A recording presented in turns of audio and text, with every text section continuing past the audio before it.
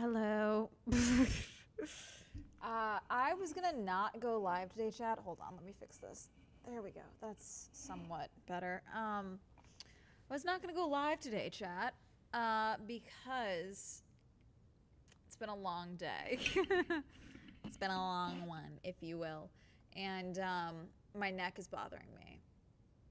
It only just started bothering me. I'm sure I tweaked it earlier, where like I cracked it or something, but it's just like down in here. It just kind of feels sore. Feels new. I don't know if that happened when I was driving or getting here. So I don't know. It's fun. Fun and exciting. That's new. So either way, not pleasant. But yeah, Hermes, we were at the vet today. Um, Sorry there was no stream yesterday as well. Which I posted that there was probably not going to be a live yesterday because, for those of you who don't know, I ended up filming 3 videos and a brand deal yesterday, and I was extremely yapped out. But I just had a lot of stuff to get done because I knew I was going to be at Hermes. Hermes had a teeth cleaning today, which he has to get every 6 months because he's a Schnauzer, and mini Schnauzers can lose their teeth fairly young, unfortunately.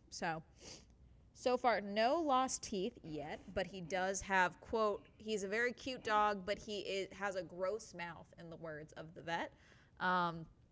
To which I said, what would cause that? And she's like, he's a dog. And I'm like, okay.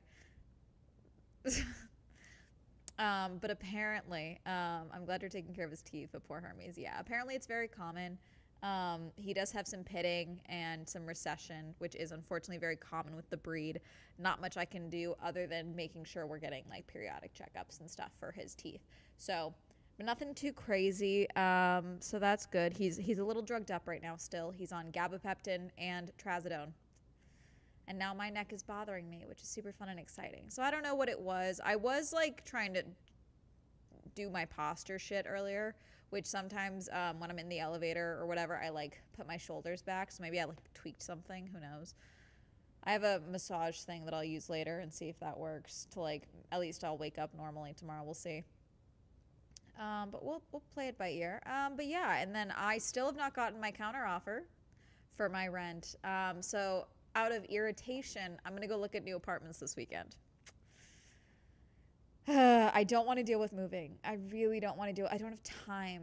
I don't have the auxiliary funds to put towards moving. I don't want to. It's not. I love this apartment, but oh my god, is it pissing me off? Cuz like this is the thing that's driving me crazy with like the lack of urgency with them like making up the. Is that too bright?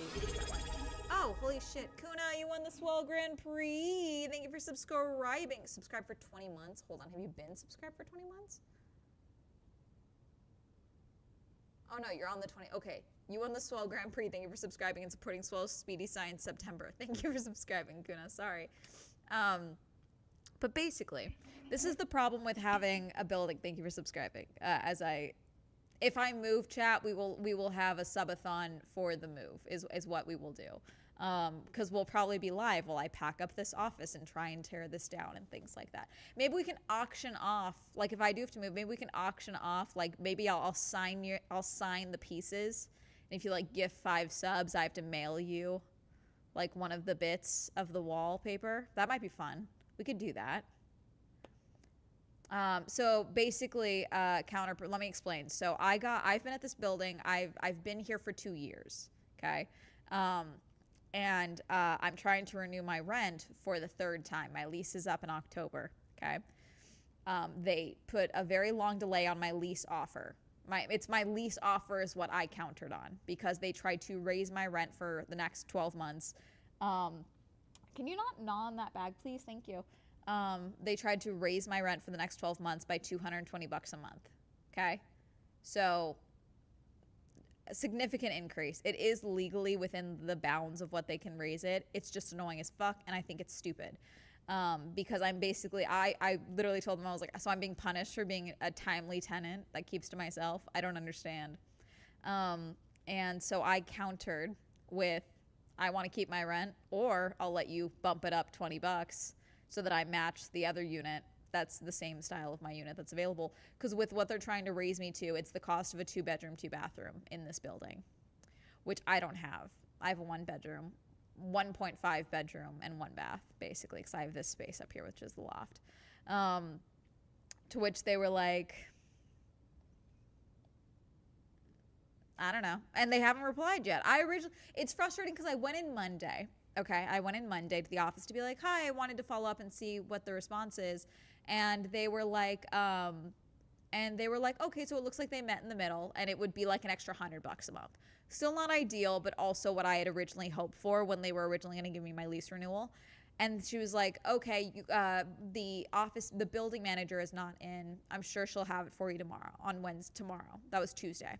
Didn't get anything Tuesday, so I go in on Wednesday. And she's like, oh, no, it looks like they're still deliberating. And I'm like, okay, which I thought was weird. But I also took as a good sign because the fact that, like, the one, office person had seen a number, but then they were still marked as deliberating. I'm like, okay, maybe they're reevaluating. Maybe they're going to give me a better deal. Maybe more people said they were leaving.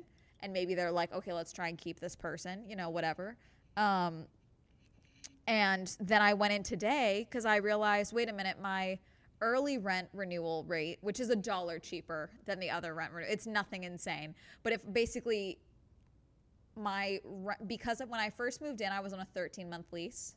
And then it's like 12 months after that. I even offered, I was like, I will sign a 15-month lease if you let me keep my rent. Like, let me keep my rent where it's at and I will sign a 15-month lease. And then they don't have to worry about this apartment until 2027. Okay. Which is what I offered, which I'm hoping they give me because that would be sick. And then by 2027, my debt will be handled and I'll probably have a good amount of savings and I can buy a house, frankly. In a perfect world. If the economy collapses by then, who fucking knows? Okay. So I went in today because like my renter's insurance, the renewal is, I have to pay for it on Monday, which is fine. Like I can transfer that over to a new apartment or whatever, but it's just a reminder of, hey, this is pissing me off. So I went in today and I was just, I didn't like, listen, I like Ginger. Ginger is not the building manager, but she's someone in the office that I like a lot. I think she is realizing that I like her a lot and is using that. You know the thing that some women do to younger women? Women in chat. Women's in chat. Women's in chat. You guys know that thing that some older women do to younger women from time to time? Sorry, I just realized I did not have multi-chat on. I apologize. Any YouTube chatters? No, there's none. Okay, cool. We're chilling. You know that thing where they kind of like, oh, I understand. I know. You know what I mean? Does that make sense? Like I'm not an adult that pays fucking bills, She started doing that to me, which I'm just like, interesting. Because considering she's the one that told me to fight in the first place for my rent, she's the one that told me to push back. And I don't know if someone told her, hey, knock it the fuck off or what. And that's why she's doing this now. But I'm like, interesting. So basically, this is what's frustrating is because it's not them. Basically, my building is owned by a management company. They own a lot of different buildings in the area. That's the current state of buildings in. Oh, thank you for subscribing. Hold on.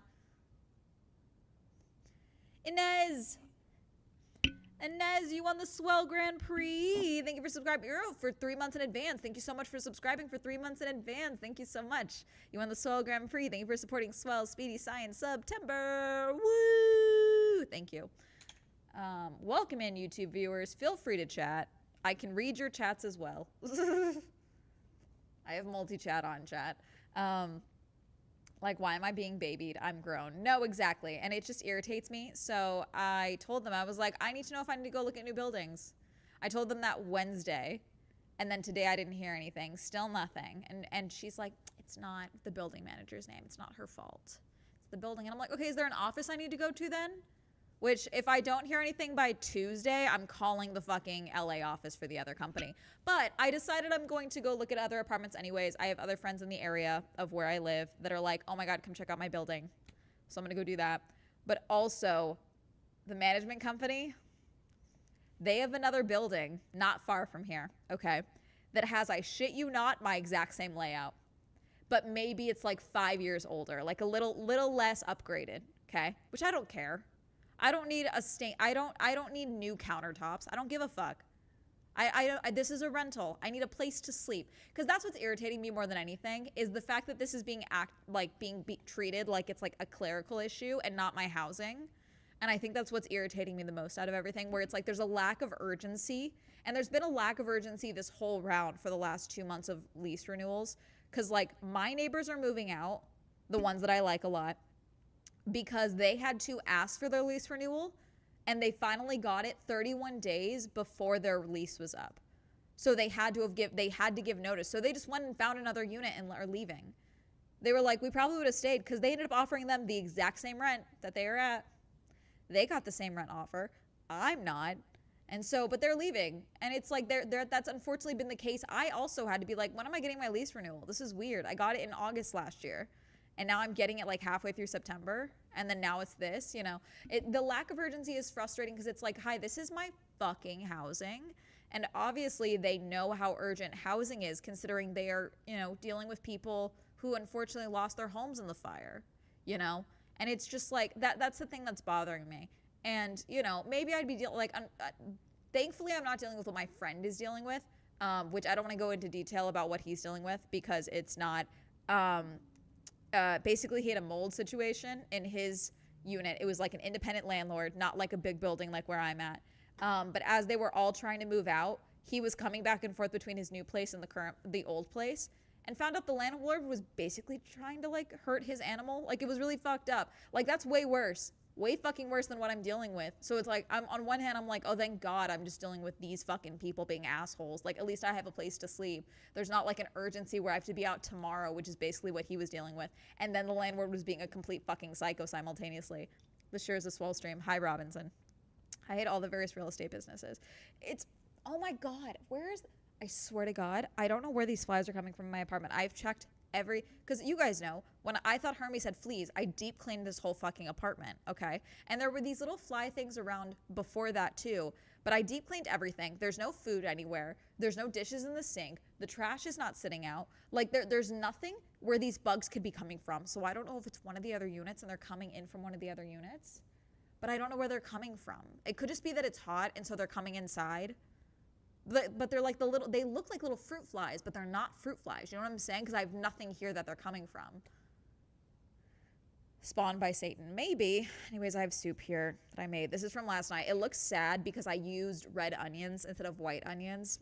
So I also wish I had broccoli for it, but I don't. They are manifesting from the bad vibes of the leasing company.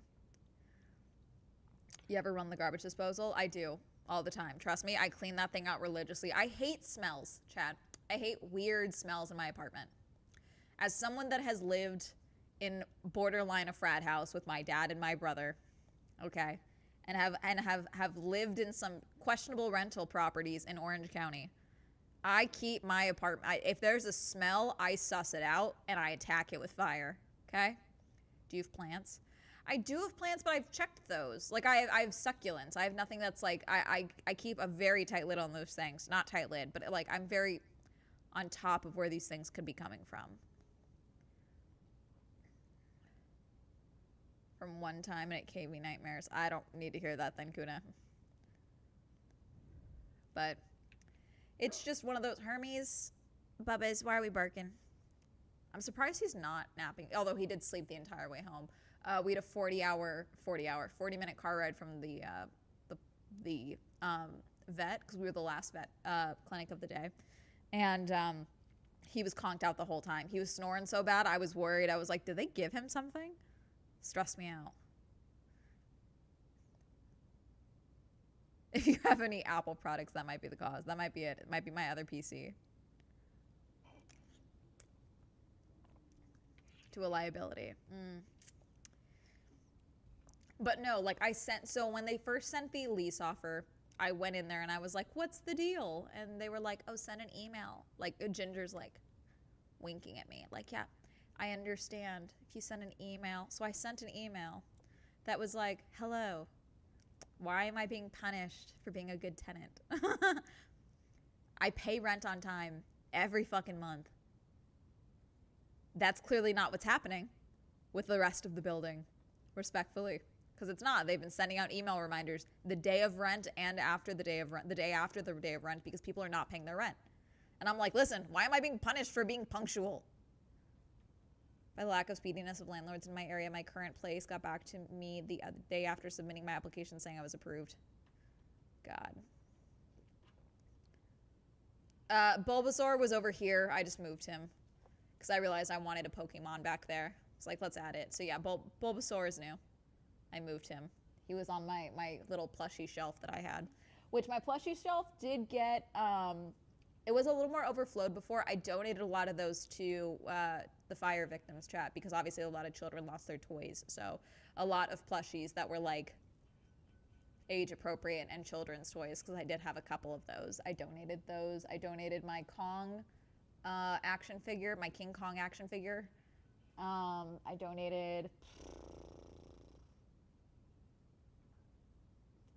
Did I donate the Porg? Let me check if I donated my Porg. Hold on. I may have donated my Porg.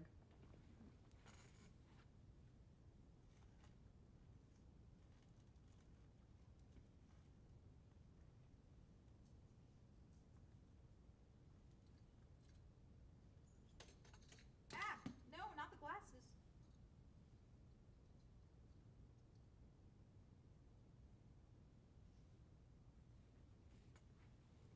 Hi, Puppus. Yes, I donated my Porg and my Flurkin. Flurkin? Yes. From Captain Marvel that I had. Where it's all being processed by a singular person. I wish that were the case. When I tell you guys that my building management company is a national company. Oh, Baudo! Hold on. Baudo Cake, thank you for subscribing. You won the Swell Grand Prix. Thank you for supporting Swell Speedy Science September. Woo! Thank you for subscribing. I imagine it's yeah. Friends have told me they've had to wait like a good couple of weeks to hear back. I think it's just frustrating because like it hasn't been like this, you know.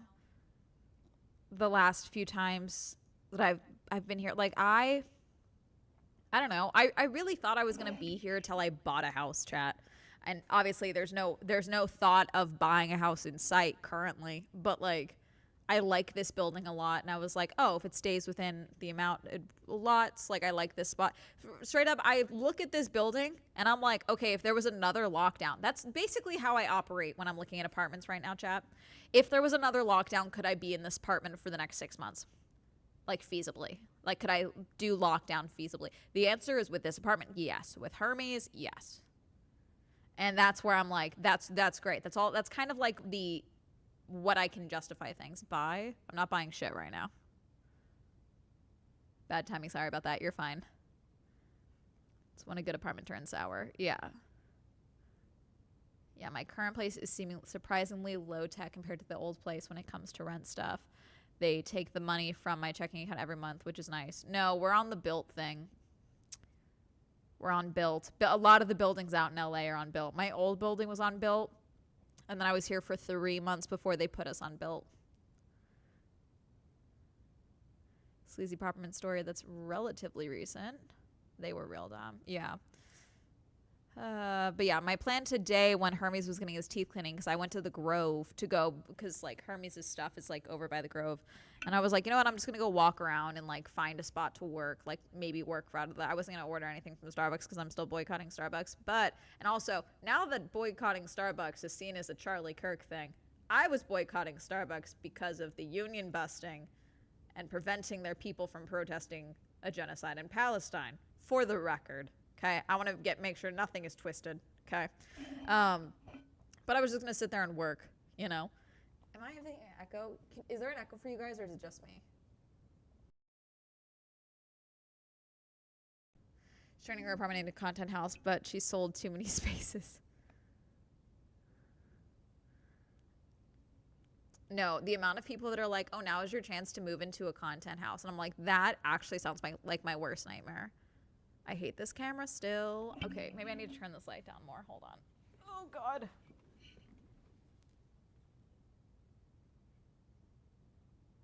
There we go. A little better. It's going down and I'm here for it. I mean, hey, whatever gets it. Whatever gets it. They burn their coffee anyway. Allegedly. But no, the amount of people that have told me like, oh, now's your time to move into a content house. And that does sound like my personal hell. Listen, guys, I love living alone. I love having my own space. I love the fact that my roommate is my dog. You know, it's so nice. It's so nice. The roasted shit tastes the way it is insane. Yeah, exactly. As someone from Seattle, Starbucks is evil, specifically the first Starbucks that is my enemy. I've been there one time when I was 19. Vacation canceled, hit up Silent Hill. Sent me a lease renewal agreement, which I promptly signed. They did not sign it and tried to get me out 3 months early. But then they signed it on DocuSign after the attempted rug tug. They relented and let me stay until they booted. So weird. If Dante knew about content houses, he would have added another circle of hell. Same vibes. Local coffee shops are so much better. There's a lot of really nice coffee shops in the area. Like, I wish I would have been able, like, if Hermes' vet was over here, but because Hermes is so anxious with the vet chat, it's kind of the same way with, like, with how much I travel, I'm fine with still driving the distance that I do to go to Hermes' boarding, like, with how far it is, because he's comfortable there. You know what I'm saying? The vet he hates, but I don't want to risk him going to a new place that he's not familiar with. He's familiar with this vet and hates it because they took his balls. Okay. But at least he knows what he's getting when he walks in there. I don't want to traumatize him with a new location. You know, that's kind of one of those things. Starbucks because they're expensive as fuck. Valid. No, also, it's like, it's one of those things where I feel like you don't realize, like, that's one of the, because I'm doing a no-buy year, so, like, a lot of things are really cheap. I let myself buy a Wetzel's, was it Auntie Anne's or Wetzel's Pretzels? What's at the Grove? Does anyone remember? I'm gonna be honest. I think it's a Wetzel's Pretzel. No, is it Auntie Anne's? What the fuck did I buy today? I used cash. I had some cash on me, so I bought myself a pretzel because I was like, I'll eat this inside the coffee shop because then I can just work and no one's gonna leave. They'll leave me alone because no, they're non-confrontational there. And then there was no tables there. Basically, the Grove was a shit show. I went there at 2, and I was like, it's a Friday. It won't be busy. No, because I forgot about the new iPhone. And apparently, Gabby's doll playhouse, Gabby's Dream House, the movie, was doing a pop-up. So it was just an absolute, I ended up just walking around for like 2 hours while Hermes got his teeth cleaned. And I couldn't get any work done because I was going to start reaching out to apartments and things like that to schedule, I'm doing a local buy year. Smart. But yeah, no, if I could have worked in this area, would have been much easier. Yep, new iPhone day. God, insane. I will keep my 15 until the Big Apple itself comes in and yanks it from my hand. It also works. Like, there's things about it that are irritating, but, like, none of the new iPhones intrigue me enough. So, logic concerning the vet and how the dog must feel. I feel the same way about my day job. Honestly, the amount of times with my old jobs where it's like, I admit, so I'm at that kind of phrase where I'm thinking about either my lack of travel right now, chat, because for those of you who don't know, I basically took like 2 months off of traveling, okay, for Swell Entertainment. Last month was the official no travel month. This month was just kind of, yeah, there's not a lot I want to go to right now that I think I can justify reasonably for spending cash via the Swell Entertainment Fund, because that's a different fund. But it... heyo, hi. Ned Fulmer's new podcast. I've only watched it through clips via TikTok, so I don't have to give him views. I do like that Ariel was basically just like, whoopah, every 5 seconds. Fantastic. I hope she ends up with someone super fucking hot that makes him wildly insecure. That's all I'm going to say about it. That's all. Like, the amount of you that have emailed me or messaged me, sorry, not emailed, DM'd me about that podcast asking for a breakdown. No, I don't want to give it more attention. I don't want every time that man's name pops up for you guys to be like, swell, something else happened. I don't care. I hope I wish Ariel well. I wish their children well. And I hope that for the rest of his time, for his digital life online, he is reminded of how he betrayed his friend's trust, betrayed his wife's trust, put his company at risk, you know, that he humiliated himself and his family on the global stage, the national internet stage. I'm hoping of that. Taylor Swift's new album. We'll see. I was not super, I didn't like her last album that much, honestly. So we'll see. I'm open-minded, but I did not like her last album all that much, frankly. I low-key feel this. Okay, 13 and 14s. The amount of people I know that are hardcore 13 and 14, like truthers. Which, like, my work phone, I have 2 phones, chat. I tried to do a Pixel for one of them because I was like, let me have 2 different ones. I hate Pixels. I really do. Sorry, Google. You guys help pay my bills.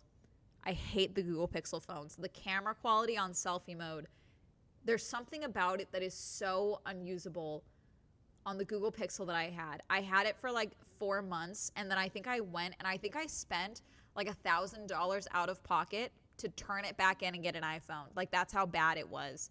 But now I have the work phone is the 14. I got that one before I upgraded this one. And that one, I do like the camera on that one a lot. That's like the work phone. So a lot of like the footage that you guys see in videos and events and stuff, I have 2 phones because you're going to confiscate a camera at an event. You probably won't confiscate a phone. That's why a lot of the filming that you see for the B-roll is on an iPhone. But yeah, no, I don't like the Google Pixel. It's not for me. I wouldn't leave my house if I didn't have to. Exactly, I agree. Are you going to Steamy LitCon in Anaheim next month? Why have I heard of that? Hold on. Where's my notepad? My notebook's downstairs because it's in my work bag still. I literally got home, chat, reheated my soup, and got on live because I was like, if I don't go live in the next 20 minutes, I won't go live tonight. But I knew I needed to go live because I didn't go live yesterday. Steamy LitCon in Anaheim. Is it at the convention center? My guess is yes.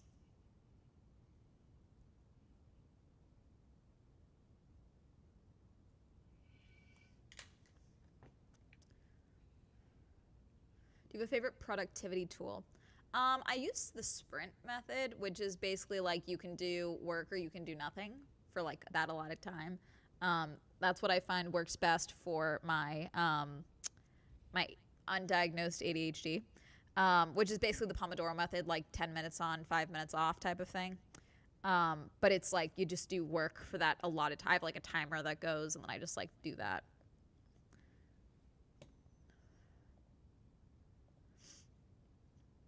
Not sure if it has come up. Yeah, we talked about it. I have no idea what happened to my neck. Driving back from picking up Hermes, it just started hurting. But honestly, I crack it pretty regularly. I just have this fairly stiff neck, you know. So it could be when I was adjusting my posture earlier, because sometimes when I'm in the elevator, I'll like do this to like straighten out my back, my shoulders. Or I cracked it while I was driving and I didn't realize, and it's tweaked. It'll be fine. I'll sleep on it. Fine. I have a thing that I can massage with it. It's fine. It'll be fine. They're life-changing. Get that diagnosis. Not with everything going on right now. I'm not getting a new diagnosis. My therapist agrees. My therapist also really wants me to get tested to see if I have the TISM. And I'm like, I still don't think I have the TISM. I think I have trauma and undiagnosed ADHD, which looks a lot like TISM. I feel like I just think it looks very similar. But I really do not think I am on the spectrum, and that's okay. I was rewatching our old videos, and I noticed they made a point to film dramatic, important things horizontal. Have you ever considered putting a reminder like that on your merge thief in case of emergency, film horizontal? Honestly, that's a sick... Inez, hold on, I'm writing that. Inez Blue. Hang on, I'm going to credit you on that one. Maybe instead of a sweatshirt, it's on a journal or something. We're working on a current merch design for you guys that I would like to. I want to launch for my birthday. Like that's like like an ideal world. So there is a specific merch design that I'm very excited about that we're working on.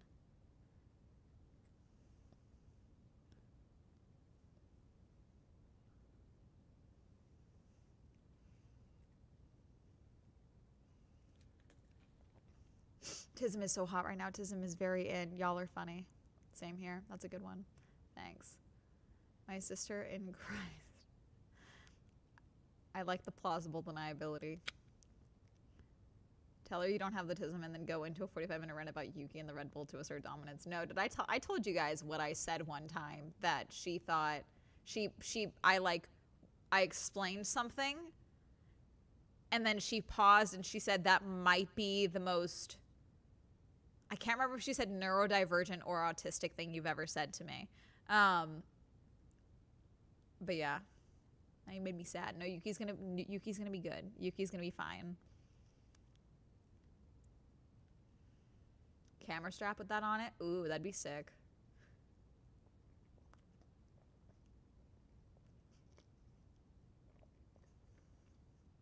Don't really register me. Sick. Psyched for merch. On the other hand, I can tick every box on every CPTSD. Yeah. Thank you for following. Got told to do an ADHD test with my brother and father. Got their diagnosis. Turns out mine is just OCD. Yeah. She needs 6 podiums this year. I think he can do it. Do you have strong feelings about locomotives? Not particularly. I do not have a strong feeling of trains. Wait, what's going on with Yuki? There's a high possibility that Isaac Hajar will move up into Red Bull next year for that seat. So it would be Max and Isaac, which means that Yuki would at least not be at Red Bull, but also because they're going to have the Ford engine for both VCARB and Red Bull, then Honda will not be involved, and therefore they won't have a contractual obligation to maintain a seat for Yuki. So we shall see. The rumors are wild. Yeah. Was in the Navy. Typical isn't very reassuring. I have mixed feelings about locomotives. Elegant design. Love the steam. Don't love the coal. Ford engine. LOL. Yeah. Maybe she's more of a plain type of tism. They are cooked. I'm a car girl. We've established this. No, but basically what happened, so what I explained to my therapist, so basically I was going through something with a friend, which everything ended up being fine, but it was like we were both low-key crashing out about different things, and I thought she was pissed at me and I didn't know what I did, and I was like just really upset about it. And in the words of my therapist, I quote crash out every 3 months. Which makes sense because I compartmentalize. It's a effective oh, this is a worms moment, by the way. Hi, sorry, I'm sharing worms. Sharing worms, YouTube viewers, if you've never been to a Twitch stream before, is what I call when I share traumatic lore in chat, or because for me it's just like a part of my history, but for other people it can sound very alarming. Okay. So we call it sharing the worms because I say it's like I share traumatic pieces of lore the way a toddler shows you the worms that they keep in their pockets. Because why wouldn't they keep worms in their pockets? What else would there be pockets for? So they show you the worms and then they're just like, okay, and walk away because that's a toddler. Because why now? But now you have to deal with this handful of worms that have been placed in front of you. And that's basically how I share stories of my life and traumatic lore. So we call it sharing the worms. So that this is the content warning, although this isn't much of a content warning. But car enthusiast is a well-recognized sexuality. I thought that's crazy. Talks about his worms. No, this is not a brain worms. This is a worms of like, oh, basically, if I tell you something that I think would make my friend Anarchy go like that, like have like a jolting moment or need a pause because I said something absolutely fucking unhinged with like a very straight monotone voice, that's where I'm like, let's talk about, the worms. But basically I was telling my I was upset about my friend because I was upset, but I was crying. Okay. I was just incredibly frustrated because I was like racking my brain trying to figure out what I had done that would have made her upset with me and not want to be my friend anymore, because that's how I think of things. And my therapist, who knows I'm bi, was like, okay, could you be having this type of reaction because you have feelings for her? Thank you for following. And I was like, oh, no, I get why you would think that because I'm literally crying over this person. But no, if anything, the more I get to know someone, the better friends I become with someone, the less attractive I find them. And my therapist just paused and went, I don't remember the exact wording. She either said, that is the most neurodivergent thing you've ever said to me. I'm so sorry, 1 second. Or that is the most autistic thing you've ever said to me. I'm so sorry, 1 second. I don't remember her exact wording. I'm fairly certain it was neurodivergent. But that's where by the end of the conversation, she was once again asking me if I would like to be assessed for autism. So, reverse demisexual. I don't know. I'm just one of those people where, like, I think because, so, okay, for those who don't know, I don't have a good relationship with my mom. I do not speak to her. She's alive. She's just low-key dead to me. Abusive alcoholic, currently sober. Wish her well. I do think she's a horrible person. I don't want her in my life, sober or not. Cool. But when you've cut off a parent, which I did at 18 and now I'm 27, you really don't put up with a lot of bullshit from people. And so, like, when I care about someone, when I put them in a pocket, like friend or anything like that, I'm very protective of that dynamic and that relationship. Just made pasta, gonna eat, then take a bong hit for you. Let's go. Enjoy the bong hit. It's been so, maybe that's what I need, chat. Maybe that's what I need to calm the fuck down, is a bong hit. I haven't done weed in so long. It's been like 2 years. 2 years since I've done weed, maybe. But I'm very protective of my friendships, and so because I'm like a lot of friends become like family to me, and so the moment that someone is like in like a friend pocket, it's kind of like extreme friend zoning, but it's like it's not even like I'm friend zoning someone because I don't find them attractive. Like, I have a lot of friends that I'm like, this is a fucking hot person. I'm just not attracted to them. You know what I'm saying? Like, I objectively have a lot of hot friends. I'm just personally, like, I physically cannot get attracted to them, you know? So, like, if you want to get with me at some point, you got to be really clear up front with me. Because I will convince myself that we are just friends. It's not even friend zoning.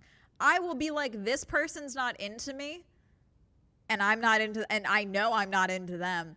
It has led to multiple issues where there have been multiple men in my life that I thought we were just friends.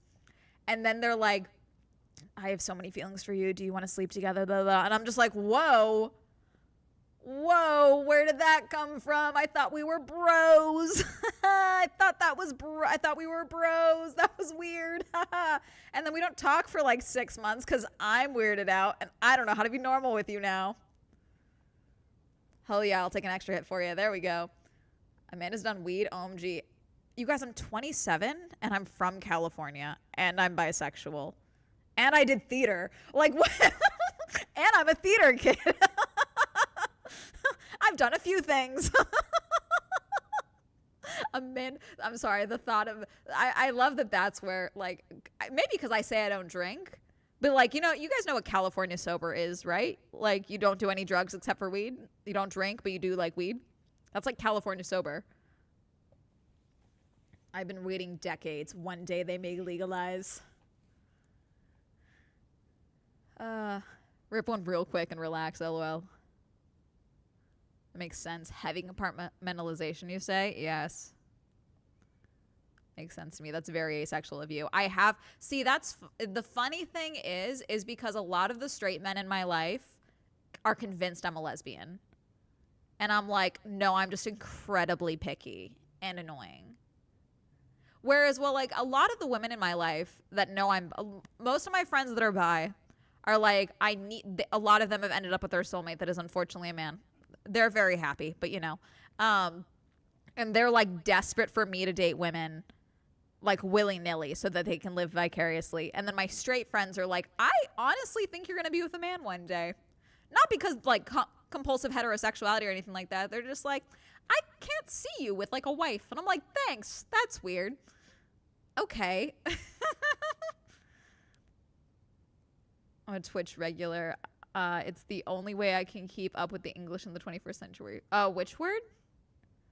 That term, but this is why. Asexual? Or Cali sober? Eat it. Smoking gets on top of me. That's fair. All you to say is theater kid. Best friend was a Cali sober for years. Bank kid also would have worked. Yes, Demi Lovato did that for a bit. I don't drink either, lol. Band kid. Gotcha. I was like, bank kid. That is very, very much as Cali sober, lol. If you live in California and don't smoke a little weed, then did you really live in California? Hello, hello. Really, I did not know that term.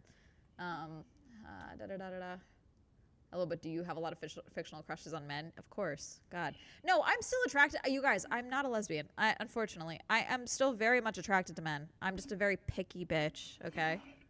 As you guys know, I'm very into athletes right now. I'm not around many athletes, like actually in my day-to-day life. I'm around a lot of gamers. Sorry, guys, I'm not into y'all right now. Just more straight men for bi women today. Yeah, I think it's a statistical probability than anything. All of them Cali sober. Maybe you're the stereotype bisexual if it's like all women and like one weird little guy. Yeah. One very specific type of man. It's the slang. It changes so fast. That's fair. I feel like Cali sober has been a thing for like a while though. I can see you with a woman. Thank you. No, a lot of my guy friends that are straight are like, I can't see you with a man. Which is so funny because like my straight friends fall into two categories. Amanda's a lesbian or Amanda is definitely bi and will find one dude and that'll be it. They have not seen Amassed Lesbians, have they? I guess not. Tim Hidecker was on Hassan today and it was hilarious watching him try to keep up with extensive Gen Z slang. Very enjoyable. It's hilarious when you're in the audience, but when you're in the convo, it's terrifying. The Lando post was evidence of your desire for Y chromosomes. Listen, my thing with the Lando shoot, so for those who don't know, I'm attracted to most of the grid, aside from the ones that are under the age of 22. Because in my brain, those are infants. Lando is my driver, not because I'm attracted to him. I just like also looking at him. And then sometimes I get the ick from him when I'm reminded that he's also a YouTuber. I am also not attracted to content creators, which is also my big problem. I have zero desire to date someone in the same industry as me, unless they are a drastically different creator than me. A cooking creator, a chef creator, I'm locking you down, okay? I will 100% swoop on a cooking creator, okay?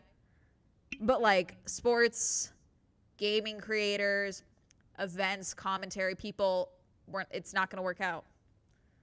We can't do it. Cooking, I'm swooping. Like a woodworking creator, maybe a camping creator, maybe we could make that work, you know? But like, you gotta be like a skilled creator. You gotta like be able to do shit. A ghost hunting creator is who let's start a Franco TV thing. Yeah, there we go. Same, very picky. But like Lando, I will say, I did not find Lando attractive when I first started watching F1. Lando grew on me. Lando was one of those drivers that like snuck up on me for being like, yeah, he's cute. Okay.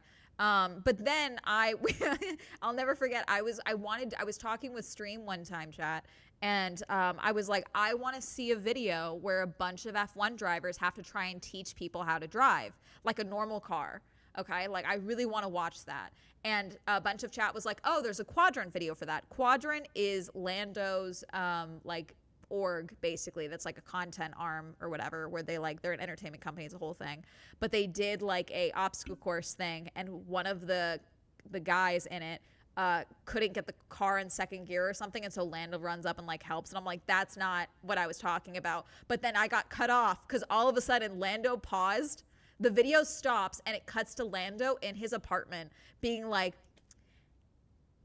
hey guys, thank you for watching, and don't forget to like and subscribe for more content from Quadrant or something.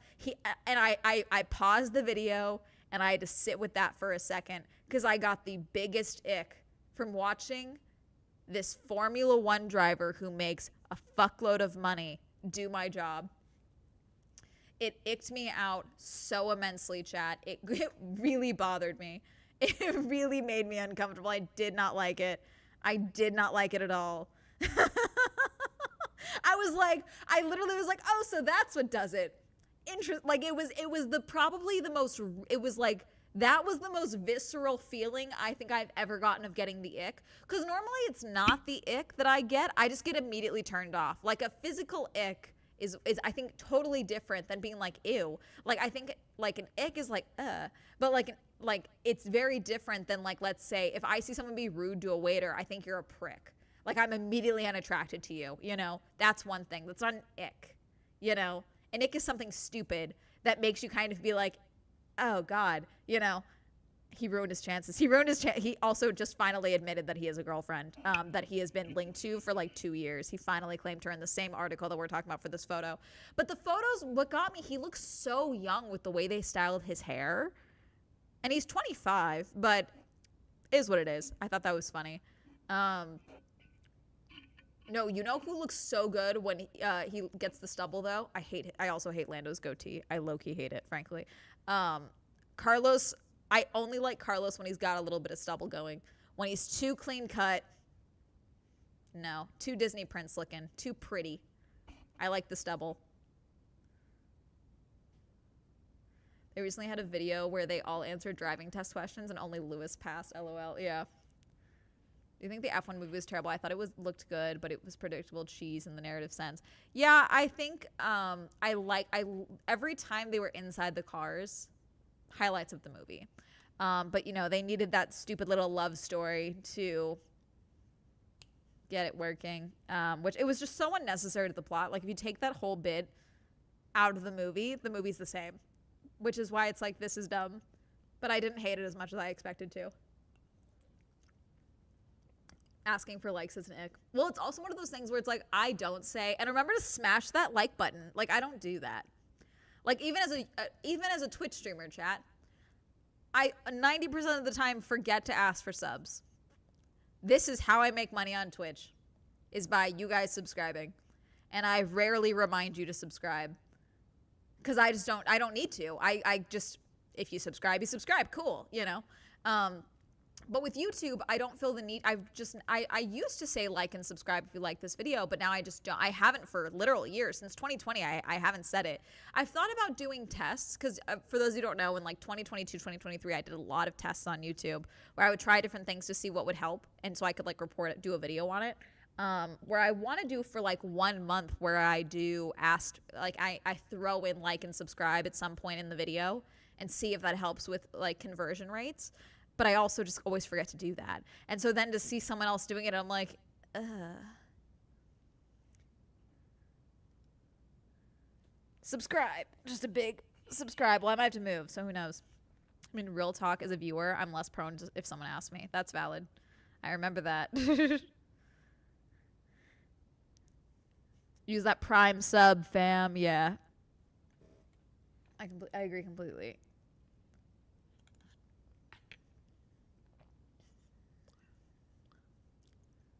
Do you remember a few years ago you made a video about Taylor Swift and you made a prediction and wrote it? All right, let's do it. Hi, Bubbas.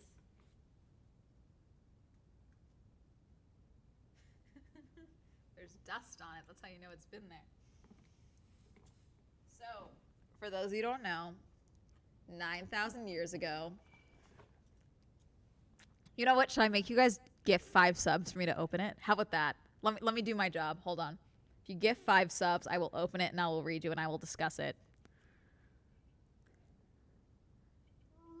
Thank you for following. It's gone.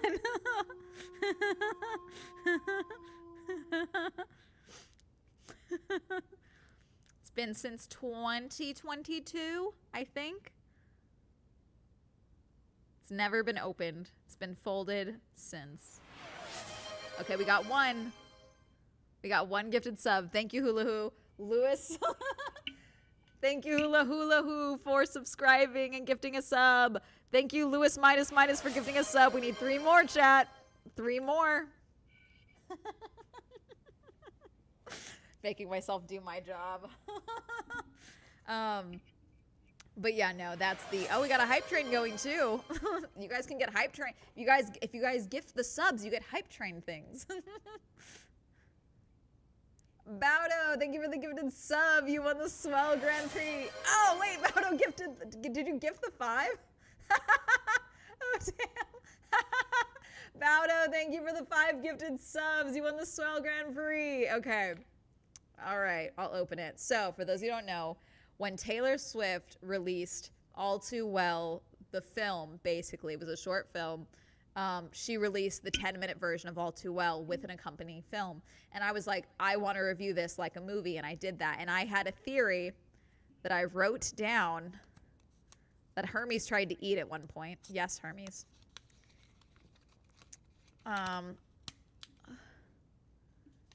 God, this was 2021? Wow. November 17th, 2021.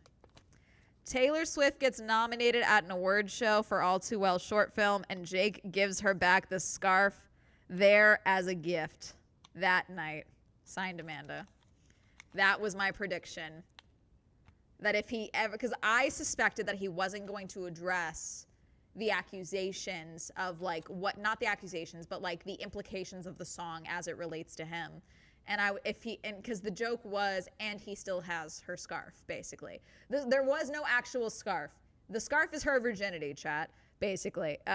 For those of you who don't know the story of All Too Well, Taylor Swift was like 19. Anonymous, thank you for the 5 gifted subs. Oh my goodness. Okay, we got like a ton of gifted subs now. And it did not happen. This did not happen, chat. This is from 2021. I believe the music video did get nominated for something. But obviously it was not in anything that like, I was like, I think in the video, I'm like, this will not happen. But if it does happen, then I will read it. Which is why it never got read, chat. It never happened. But basically, when Taylor Swift was 19 and Jake Gyllenhaal was 31, I think, they dated, okay? And it was like one of her first real high-profile boyfriends, okay? And she wrote All Too Well about him, okay?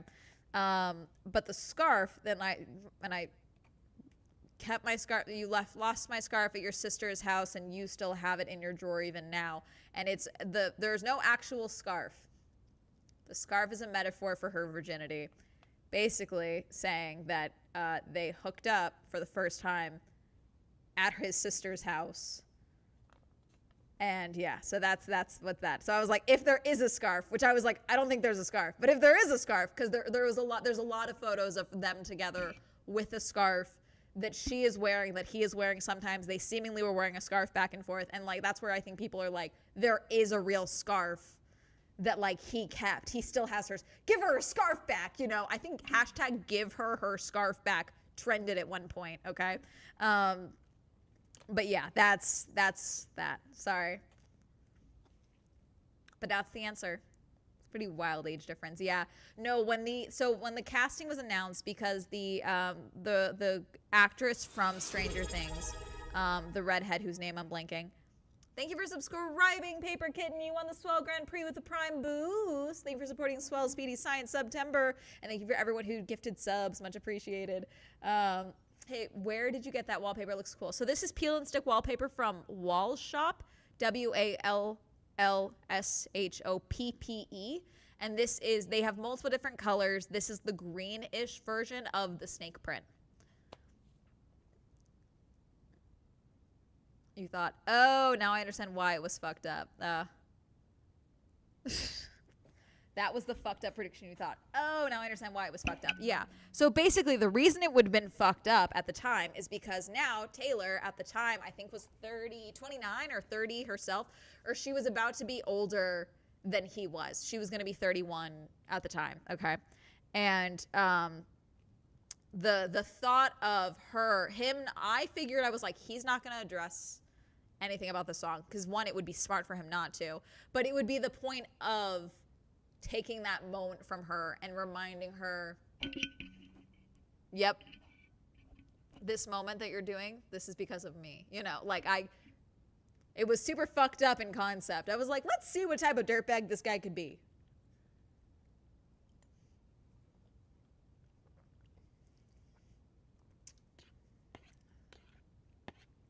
Sadie Sink, yeah.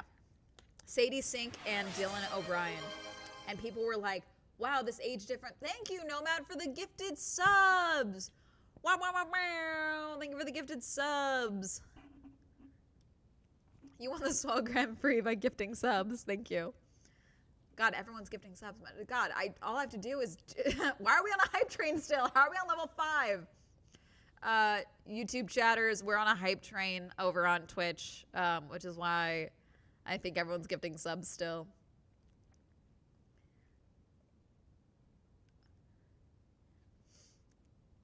Yes, 2009. Mm-hmm.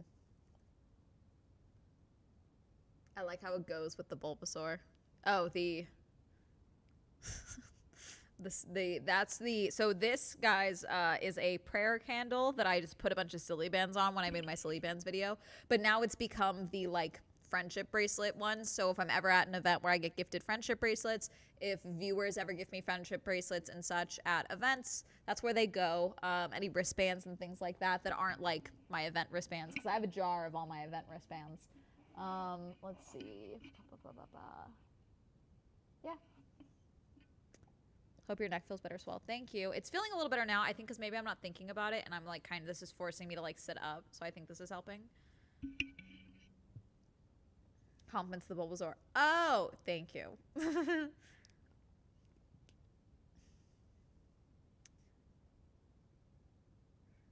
Level starts small and grows progressively. No, I know, but I mean, everyone's still gifting subs is my point. I know it. I'm shocked that we're at level 5 for the hype train, because obviously I saw when it went off, because I know hype trains grow. That's my point. Why does everyone hate Jamie Lee Curtis now? I don't think everyone hates Jamie Lee Curtis. So I was annoyed when she won Best Supporting Actress over Stephanie Hsu, but that's unrelated to what's going on. When in 2023, I believe, she shared a photo of Palestinian children in fear during an airstrike and said, "Pray for Israel," because she thought they were Israeli children. And then deleted it and never addressed it again. I don't know what's going on currently, but that's what kicked off. Everyone's like, sorry, excuse me? That's what started that. I know something is happening now that she commented on. Oh, probably something about Charlie Kirk, because that's what's happening with everyone right now.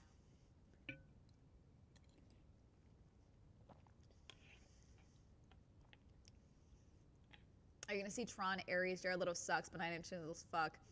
Yeah, it looks so good, Slasher. Like, I want to see it, but I don't like him. The exact terrors in the sky, sharing photos of Gaza kids looking up at the sky of missiles. Yeah. Said something about Kirk. Again, you guys, I'm not shocked. I don't idolize these people. I try not to. There are people I admire, and then I'm like, ew. Okay. I've had to unfollow very few people throughout all of this in the last 2 weeks, chat. Very few people have had to be unfollowed. I've already previously purged. So that's what's so painful about it. Between her and Sydney, no one is seeing the housemaid. It is a bummer when another Amanda does something annoying, because I do like Amanda Seyfried. It's one of those things. But I'm not like, us Amanda's got to stick together. You know, I'm not like that.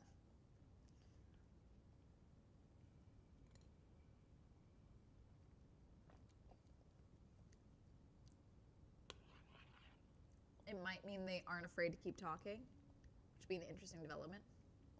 Oh, I'm curious to see how the latest mess plays out, because this kind of heavy-handed thing did have a chilling effect in the 1950s, 1930s, and such. If people keep making statements. Oh, trust me. Trust me. It's... Oh, thank you for the 100 bits, Colored Duck. Thank you. Wait, what's the emote? Hold on. Thank you. Give cool emote, Twitch. Thank you for the 100 bits. I think of Amanda the Jedi. No, that's valid. You are not the only person to think of Amanda the Jedi. the amount of it's funny when the YouTube boxing thing was happening, like everyone was doing creator boxing, the amount of you that were like, you and Amanda the Jedi should box, and I was like, like I have a lot of faith in my own abilities, and I would train like a fucking animal. Like it doesn't matter that I'm 5'2", she is taller than me.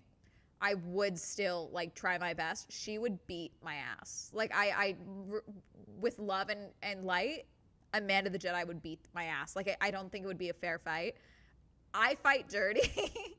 So like I would hold my own for a minute, but like I think she's done like heavy metal live shows and shit. Like she would beat my ass in a way that would be it would be like it would be, I think it would be seen as animal abuse towards me. I think it would be a problem. Swole Entertainment, let's go. Amanda the Swell, yeah, no. The amount of times that I did submit myself for a bunch of the YouTube boxing matches, guys, and then they like never found a match for me, or I didn't have enough followers or whatever. And then after a while, it was like everyone was like, "Don't fucking do a YouTube boxing match, please." Oh my god, the moment you get hit in the face wrong, you're never the same. Like the amount of people in my life that like have boxed and they were like, "Please don't do it." Like, if you want to start boxing, cool. Do not do one of these boxing matches like this, though. Do not do it. They're scared to definitely fight you. It's crazy because I was like doing promotion for a lot of these fights for free without being asked. Because I would just like reshare things. Because like, especially if it's for charity, like all the Creator Clash stuff, I was always resharing. Because I was like, this is for charity. This is great, you know? But it was always like, and then like the people in the boxing matches like were not promoting their fights, and I was like, what is this? Just to promote it, just have someone in the fight promoting it, get me in there, coach. But it's fine. I really wanted to see LA Beast beat the crap out of Harley, but also had a feeling it wasn't going to happen after the second one.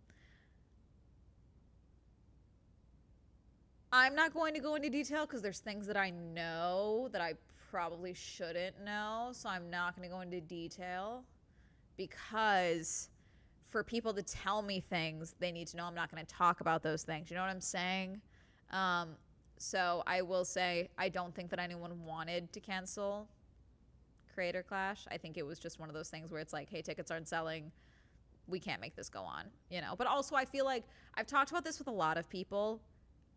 It's very hard to do big live events right now with the pursuit of charity with a variety of different creators right now. I really think that's the issue.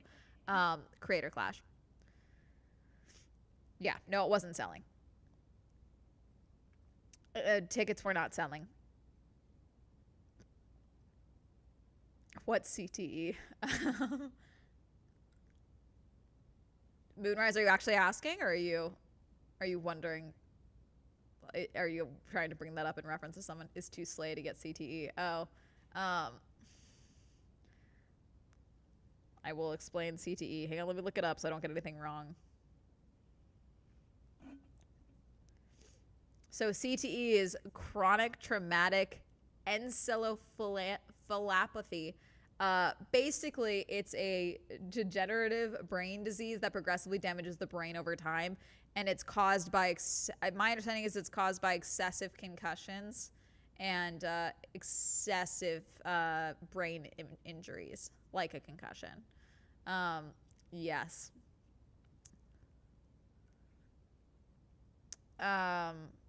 There's a lot, unfortunately, a lot of football players end up getting it. A lot of boxers end up getting it. It's not something that I believe can be properly tested for until after a person dies and they actually check their brain. But it can lead to a lot of different symptoms, like a lot of effects on the body that are it's very bad. It can lead to like violent outbursts and things like that. You get hit in the head a lot and it negatively impacts your life. Yeah, basically. Many people said Chris Benoit had CTE, but he unalived his family before he unalived his family. Jesus. Heli Almail. That's the ELI5. CTE. There's a treatment for it now based on symptoms, if I remember correctly. It basically points to CTE, TSI, I think. Protect your head, folks. Yeah. So but it's not even just like CTE. It's the amount of people that I know that have fought, or that like knew people that fought, and they were like, it's not even necessarily CTE. It's like you just get hit wrong one time and you're never the same. Like not even talking like about being brain dead or anything like that, but like it just can affect you poorly. So they were like, "Hey, Amanda, you're smart and you're on camera a lot. You have a pretty face. Please don't get punched in the face." I was like, "Okay." Which I have been punched in the face, but that's neither here nor there. It's what gives me my sparkle now. Hockey players as well. You're totally right. Golden. There's a diagnosis they can give. But like they drain fluid to help with it. Yeah, they have to look at the brain tissue. Ooh.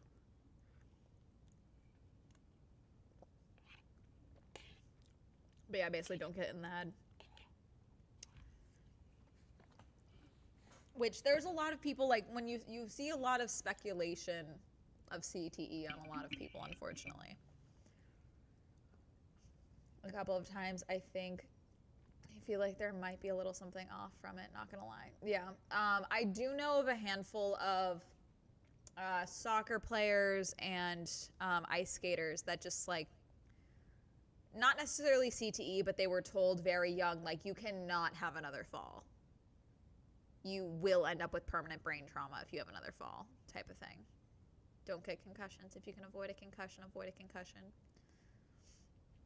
It's called TES, traumatic encephalopathy syndrome. This is why I got an English degree and not a medical degree, chat. Don't get concussions. When Taylor and Travis started dating, some girl on Twitter was like, "Stay away, Travis obviously has CTE and is going to be violent towards Taylor." I don't think that's... I also don't think... I think there are instances of people having CTE or confirmed later that were not violent. So it is a potential outcome of CTE, is violent outbursts and the like. But I think there are instances where people do not become violent as a side effect of CTE. Not to say that he's CTE. It's so parasocial. No, it's insane to put that onto someone.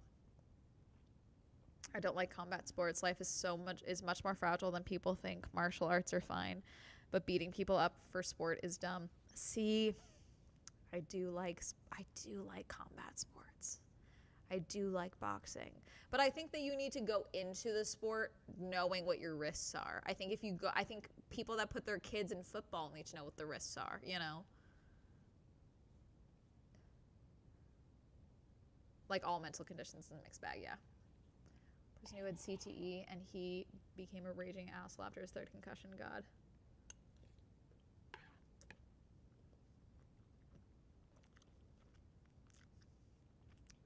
But it's like one of those... oh, God. Okay, God.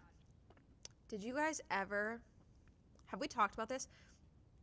When I was in college, in my kinesiology class, we watched a documentary that was on Netflix. I think it was a movie documenting the like CrossFit World Championships or something like that. And it was like strongest man in the world or the strongest in the world or something like that. It called something like that. It was men and women competing. Everyone's jacked as shit, okay? And there's talking about like, oh, everyone has to be natural to compete in it, okay? And like halfway through it, someone gets exposed as being on steroids, okay? And then he's booted from the competition, and then everyone is asked by the doc crew, like, what are your thoughts? And it's like everyone's giving their take.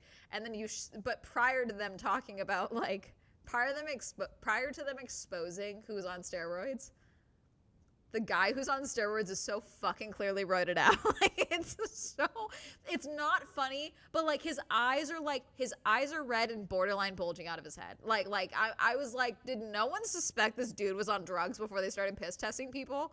This dude does not look well. Like, everyone's jacked. That's not the thing. He does not look, he's sweating profusely and he does not look well. And that's just one of the things. Amanda would have front row seats at the Coliseum. No.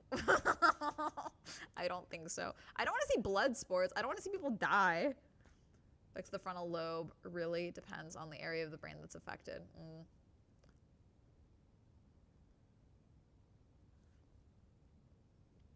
Liver King? No. Hang on, let me see if I can find this clip. Um,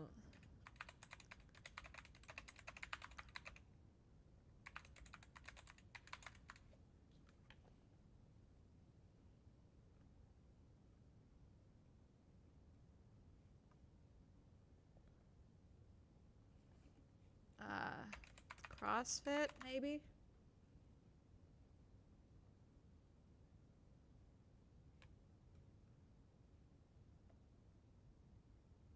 Fittest on Earth? No.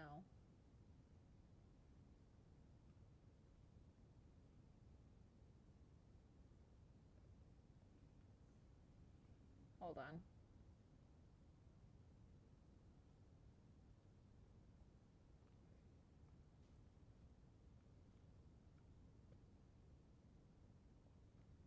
Fittest on Earth, maybe? Hang on.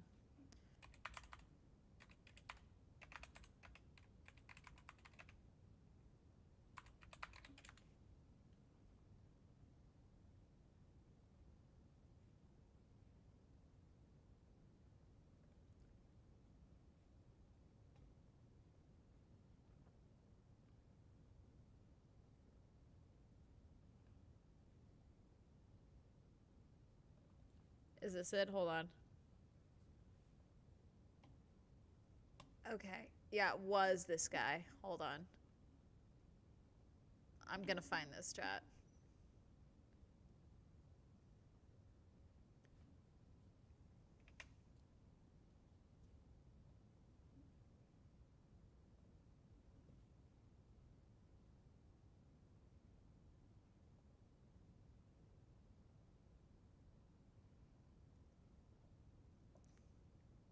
Do they have the clip?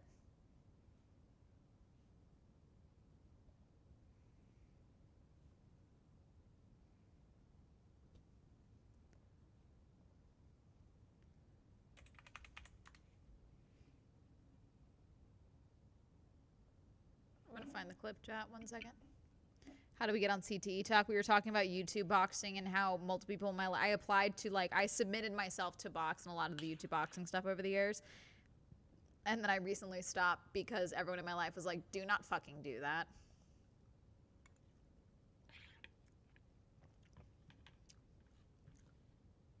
Unrelated, but I'm going to need to hurry up and go karting at the F1 Vegas Plaza because apparently it's closing soon. Oh, Gator, it's not closing soon. It's closing for the year because of F1. It'll reopen in January, but it's not closing. Don't worry. I'm sure they're trying to make it sound like it's closing because of, oh no, I know. Okay. I'm sure they're trying to make it sound like it's closing because as far as I heard, they were not doing very well there, but that's just me. As far as obviously on roids. Oh yeah. Show where every season one person is on steroids and they have to figure out, okay, well, you guys know about the enhanced games, right? I talked about this. I might be going to these.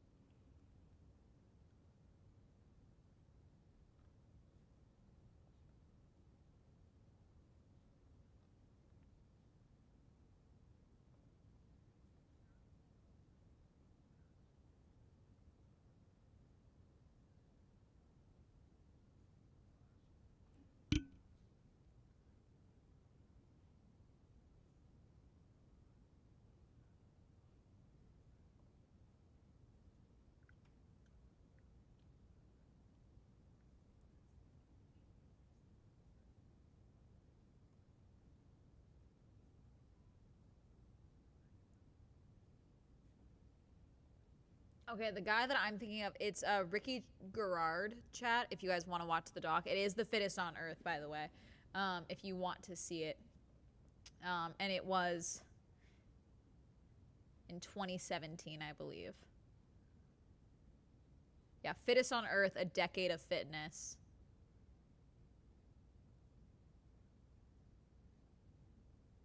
I think that's it. Maybe that's it. I gotta check it. But that's what's wild. What was I gonna look up afterwards? Liver King? Enhanced Games? Yes. No, Enhanced Games is being funded by a millionaire or a billionaire, I don't know. But basically, it's the future of sports is here. We are on a mission to redefine superhumanity through science, innovation, and sports. And basically, everyone is allowed to be on performance enhancing drugs to compete. And they already have, I believe, someone involved. Yeah, 2026. Scientific and technological advancements can be safely applied to sport. Their use should be embraced and celebrated in elite competition. A lot of Olympians have come out against this, especially because there are athletes that are retired that are participating in this, is my understanding. At least one is a swimmer at this time who they used him as a case study of where he broke the record for the fastest performance, but not for the fastest lap time or whatever, I think in freestyle. However, 50-meter freestyle world record, fastest swimmer in history. The thing is it's not by fucking much. It's not by enough to justify the risk of steroids. And when this first was announced, I was like, wow, we're about to see the wackiest fucking injuries during these games. But there's talk of them doing it for your path to peak performance for high performers who refuse to feel average, personalized treatments to boost testosterone, energy, and recovery. If the games happen, I will go, chat, to review them. I will go to document the experience. I don't think anyone should participate, personally. I think this is so incredibly fucking risky. Yeah, it's going to be in May 2026 at, of course, Resorts World. Because where else? Use weed and pancakes, which is basically the same thing. That can get really dangerous if it's not under specific guidelines. Apparently, it is under specific guidelines, but we'll see. But it's going to be swimming, 50-meter and 100-meter freestyle, 50-meter and 100-meter butterfly, track and field, 100-meter sprint, 100-meter and 110-meter hurdles, and weightlifting, snatch, and clean and jerk. I think we're going to see some crazy fucking injuries, chat. I will be watching it like this. Oh, God. Oh, God. Because I don't want to see people get hurt. Not really.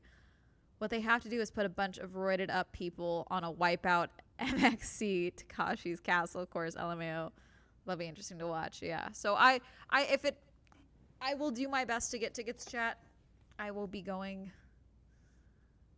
Yeah. So right now we have aquatics, Joseph Miladinov, Christian Gok Lomiv, I believe. Andriy Govarov. Everyone's aquatic so far. Megan Romano and James Magnuson. Everyone's in aquatics. So far, no one in track and field or weightlifting yet. Do anything athletic other than lifting heavy shit. It would be hilarious.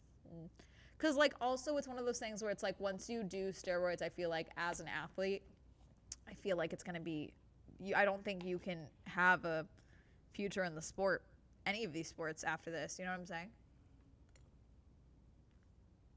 Chest does not apply. Okay, my neck is feeling better. I think this is good. I think making myself sit and talk so that I'm sitting up, for you guys, I think this is helping. Maybe it was just driving. Maybe I jerked it weird while I was driving. Because it was fine while I was at the Grove. It was fine when I picked up Hermes. So maybe I just did something weird to it driving. I don't know. I'll still do the my little massage thing. Because at least that has a heating thing on it. So that'll help. But we'll see. Tired athletes will not have a future left in the sport type of thing. Yeah. But even then, that's concerning. Because obviously, a lot of athletes retire for a reason. Like, say, injury.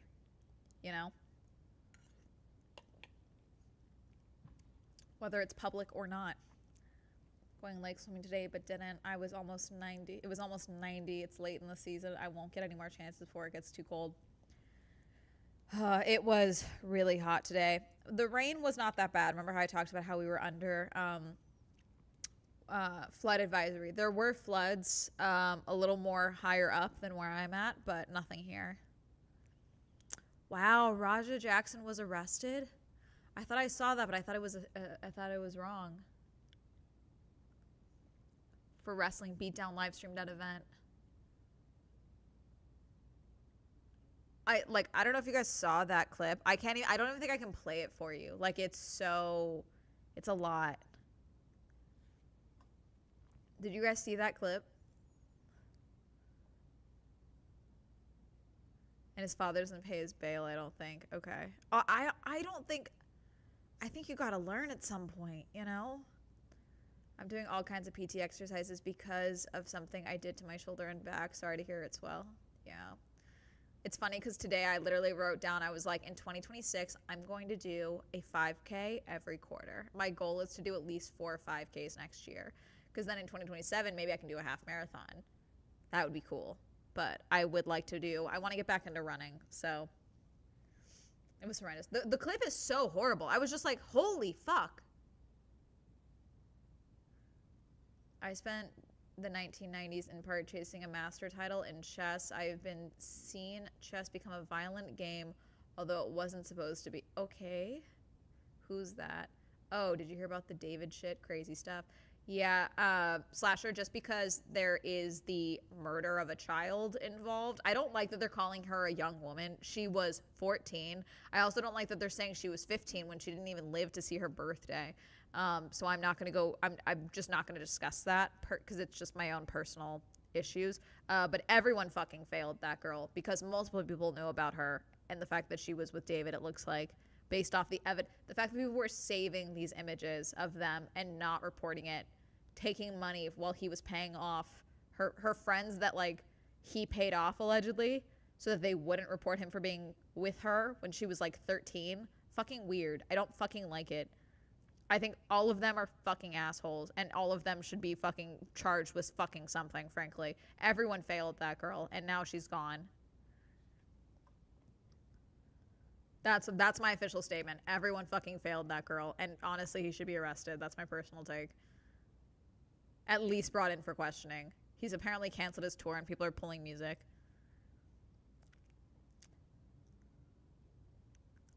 Yeah, he was out cold. Brutal. 21. God. Blew up wrestling YouTube. I honestly thought it was fake for the drama because no way he was going that hard on someone not fighting back. His dad was egging him on. The Bills only for teeth must be insane. That was all over my algo this week. Who's Roger Jackson? That's a child. He canceled his tour. Yeah, no, it's a child. No, I hate how the media are like, oh yeah, it looks like it could be his girlfriend. And it's like, I'm sorry, you mean his victim? I really don't like how it's being handled. This whole case, I already don't like it.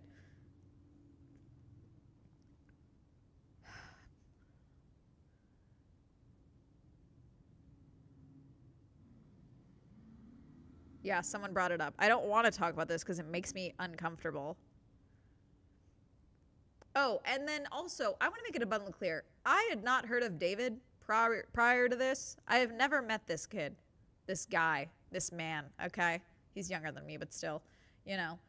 Because a couple of people, like mutuals of mine, that are like posting about, hey, this is fucked up. This guy should be taken in for questioning at the very least. It was in his car. There's evidence that he knew this girl. What the like the body was in his car.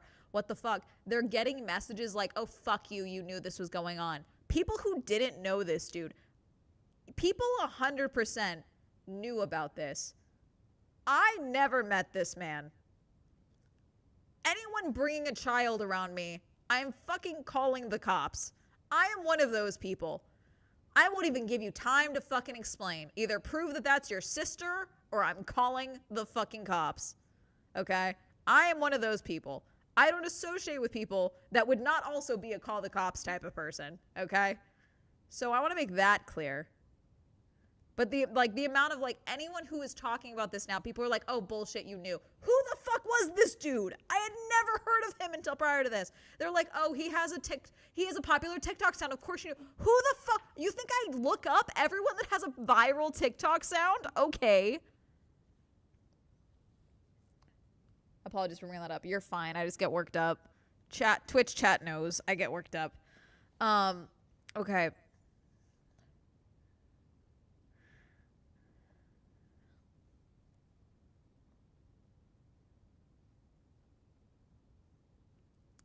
Raza Jackson, who was seen beating a professional wrestler in the ring during what was supposed to be a scripted event in Sun Valley, was arrested Thursday on felony charges, according to jail records. The 25-year-old mixed martial arts fighter was booked on $50,000 bail, jail records show. Jackson was booked on suspicion of felony battery, a Los Angeles Police Department spokesperson said. The arrest comes as police were investigating the August 23rd incident in Sun Valley. In a live stream of the event, Jackson was seen running into the ring at Knox X Pro Wrestling Academy and slamming wrestler Stuart Smith into the mat. Smith, whose stage name is Psycho Stu, appeared unconscious as Jackson then rapidly punched him 23 times, many of the blows hitting his face. It took 4 wrestlers to pull Jackson off of Smith, as wrestlers seemed unsure of what was staged and what was real and came to realize the incident was not part of the show. In the days after the show, wrestlers at the gym told the Times the incident appeared to have been sparked by a previous confrontation between Smith and Jackson before the show, where Smith smashed a beer can on Jackson's head during the live stream for Raja's Kick account.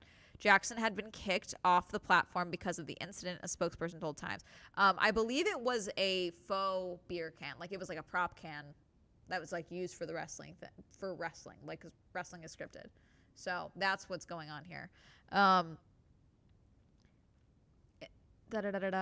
Jackson has since been kicked off the platform. Wrestlers of the gym had said several of them, including Smith, believed they would be in character because of the live stream.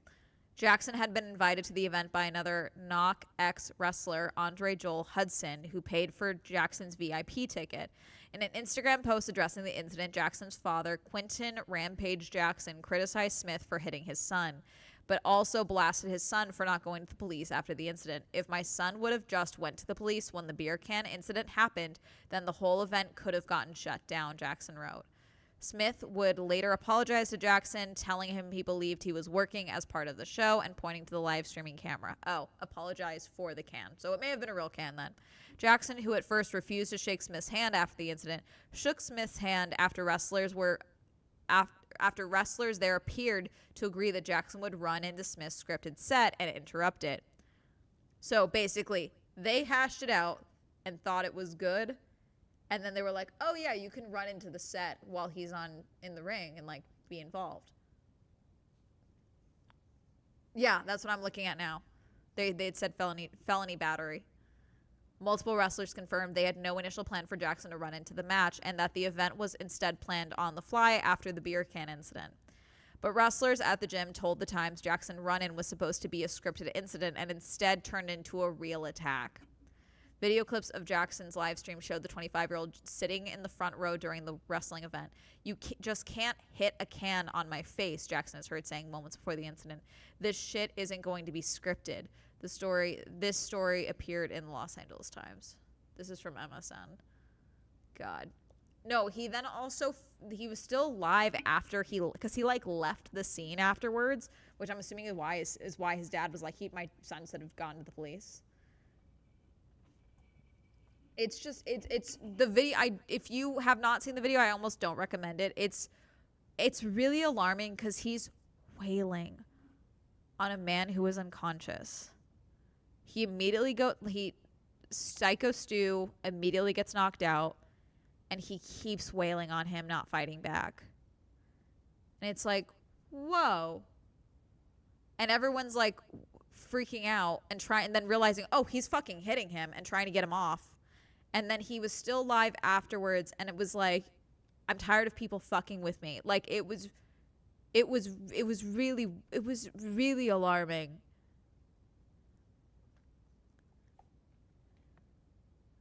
Missed the story in the media. Yeah, this was at the end of August. He's apparently just been arrested this morning, is my understanding.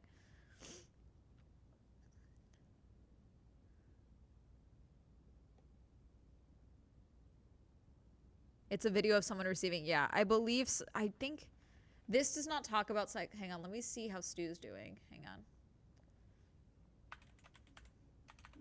He was in the hospital.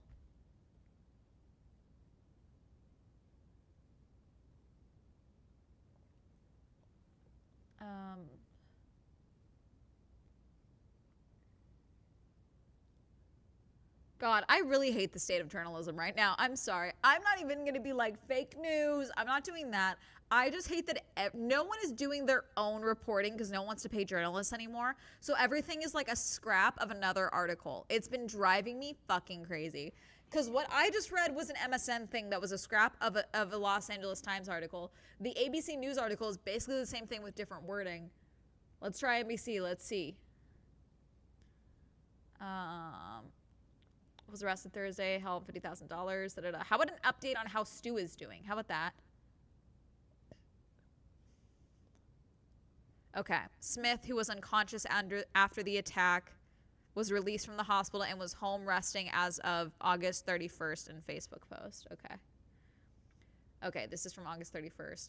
Stewart has been released from the hospital and is now home resting. He sustained a serious head injury and was unconscious upon arrival at the ER.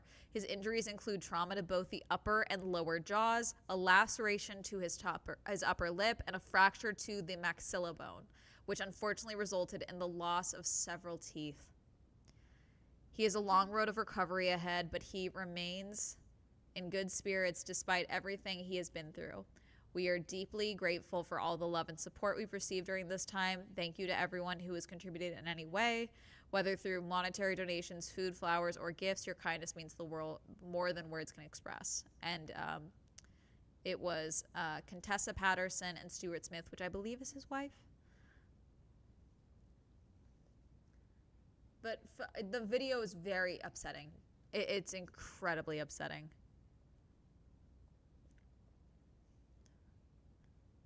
There's even somewhat, like, God, this is a freeze frame. Hang on.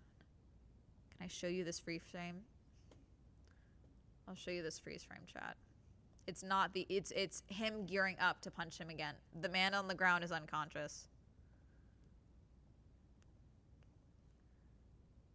I will zoom in.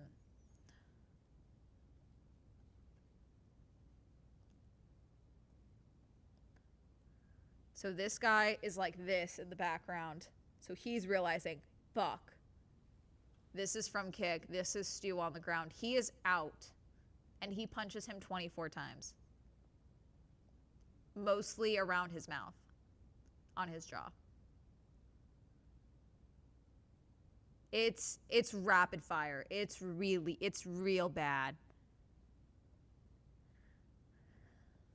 If you have not seen the video, I really encourage you not to watch it, chat. If you can avoid it. It's very uncomfortable.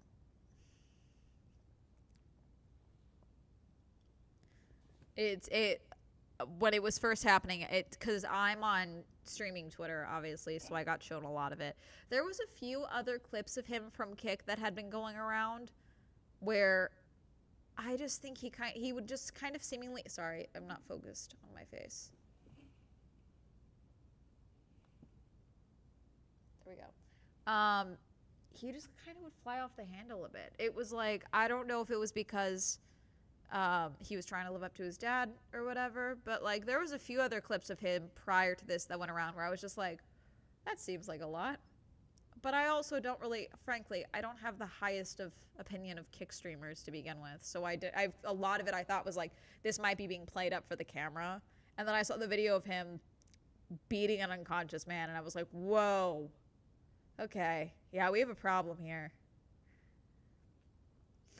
I will take your word for it and avoid the video. Yeah, probably had to take a break to organize UFC fight at the White House because that was some serious.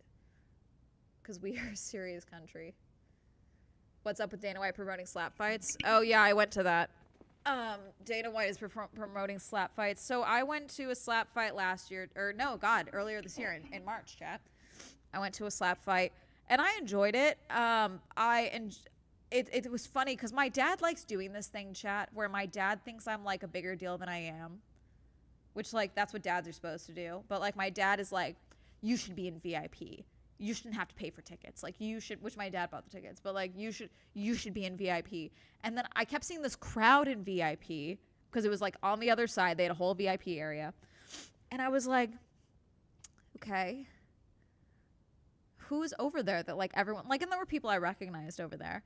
And then I realized why I was originally looking over there because I was like, God, this would irritate the fuck out of me if I was trying to watch like the slap matches.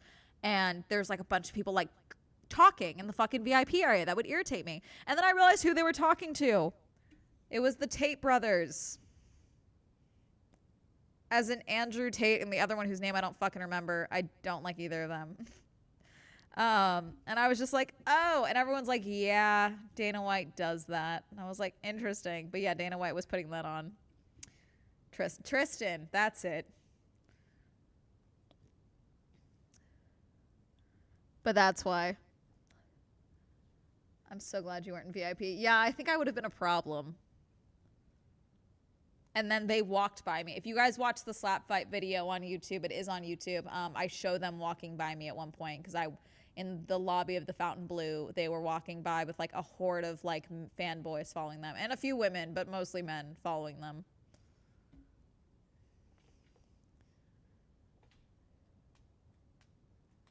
No, it's Tristan and Andrew Tate. Everyone knows of Andrew. Tristan is also in there. Thank you for following. Welcome in.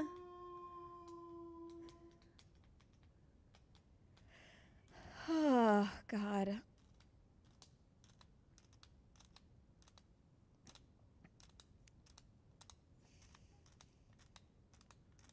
I'm fidgeting with my lipstick now. But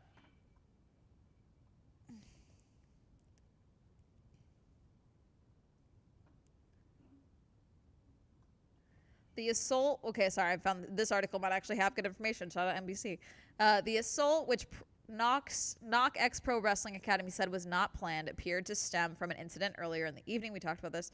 Video showed Smith apparently smashing a can on Jackson's head, causing Jackson to get angry. But another video appeared to show the pair making up. A third video appeared to show another wrestler telling Jackson to give someone a receipt, a legitimate strike or attack, usually as a form of retribution for a wayward spot during a match. What was supposed to be a planned and agreed upon wrestling spot turned into a selfish, irresponsible act of violence against Mr. Smith, Knock X Pro Wrestling Academy said at the time. This egregious act is reprehensible and never should have occurred. Quentin Jackson condemned his son's actions at the time, calling the incident bad judgment and a work that went wrong. In a post on X, the term work is used in wrestling to refer to something that is scripted. Someone else said, oh, his dad. Raja is an MMA fighter and not a pro wrestler and had no business being involved in an event like this, he said. I don't condone my son's actions at all. Very upset that any of this happened. This is from Rebecca Cohen. God. Just crazy. It really is just crazy. Like, the video is really upsetting. Fuck the Tate brothers and the Paul brothers. I don't know who Andrew Tate is, and I don't care. Lucky. See, I'm a girl, so I have to know who he is.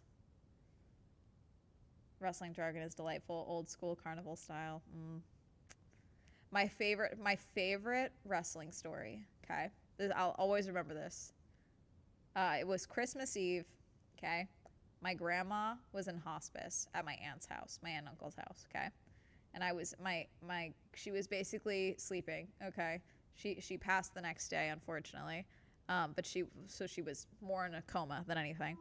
But we were visiting her. Thank you for following. This is Worms. Here you go. But it gets funny. The backdrop is just also my grandmother is dying. Which can be a very funny story. I don't know. She went with love peacefully, you know. Like that's the best possible case scenario for someone to pass. Old, surrounded by loved ones in one of your son's homes. One of the best case scenarios, okay?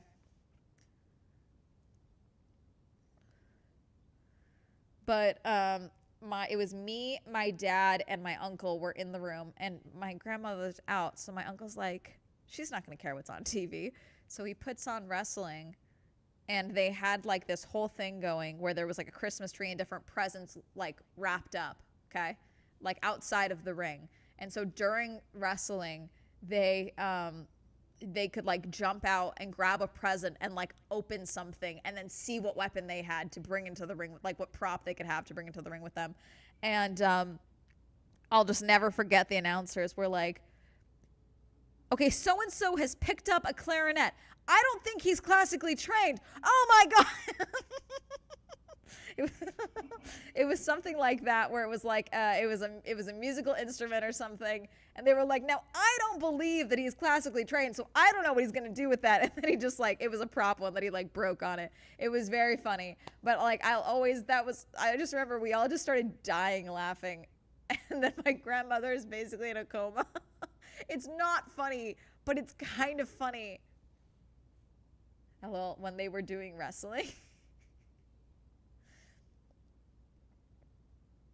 Very nice way to die. That announcer had no right being that funny, because there was just the delivery of like, God, what was his name? I'm gonna say Conaway. That was not his name, but he was like, okay, Conaway's exited the ring and is picking up a present. Oh, it appears he has a clarinet. Now, I don't believe that Conaway is classically trained, so I don't know what he's going to do with this instrument. Oh my God. Like, it was like the full announcer voice with it. So it was so good. God, I hope I find that clip someday.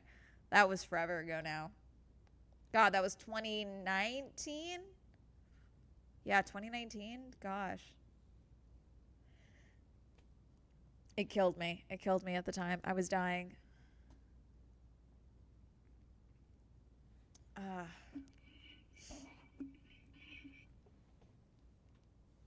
Okay, my neck feels much better. Maybe it was driving.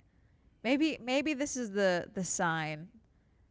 I also realized when I went to take Hermes to the vet to go get his teeth cleaning chat that I had not taken my car out since Saturday. It is Friday. I have not driven my car since Saturday. And that is the life of a homebody. I can also walk to the grocery store. Clarinet is actually not an easy instrument to handle. An attempt at jazz would have been even harder than classical. Could have been disastrous. I don't know if it was a clarinet. I'm thinking it was a clarinet. I think it was a wind instrument. I don't remember.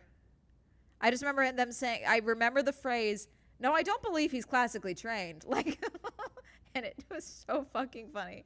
Because it's like, he's literally wrestling. Like, they're literally doing, it was very funny.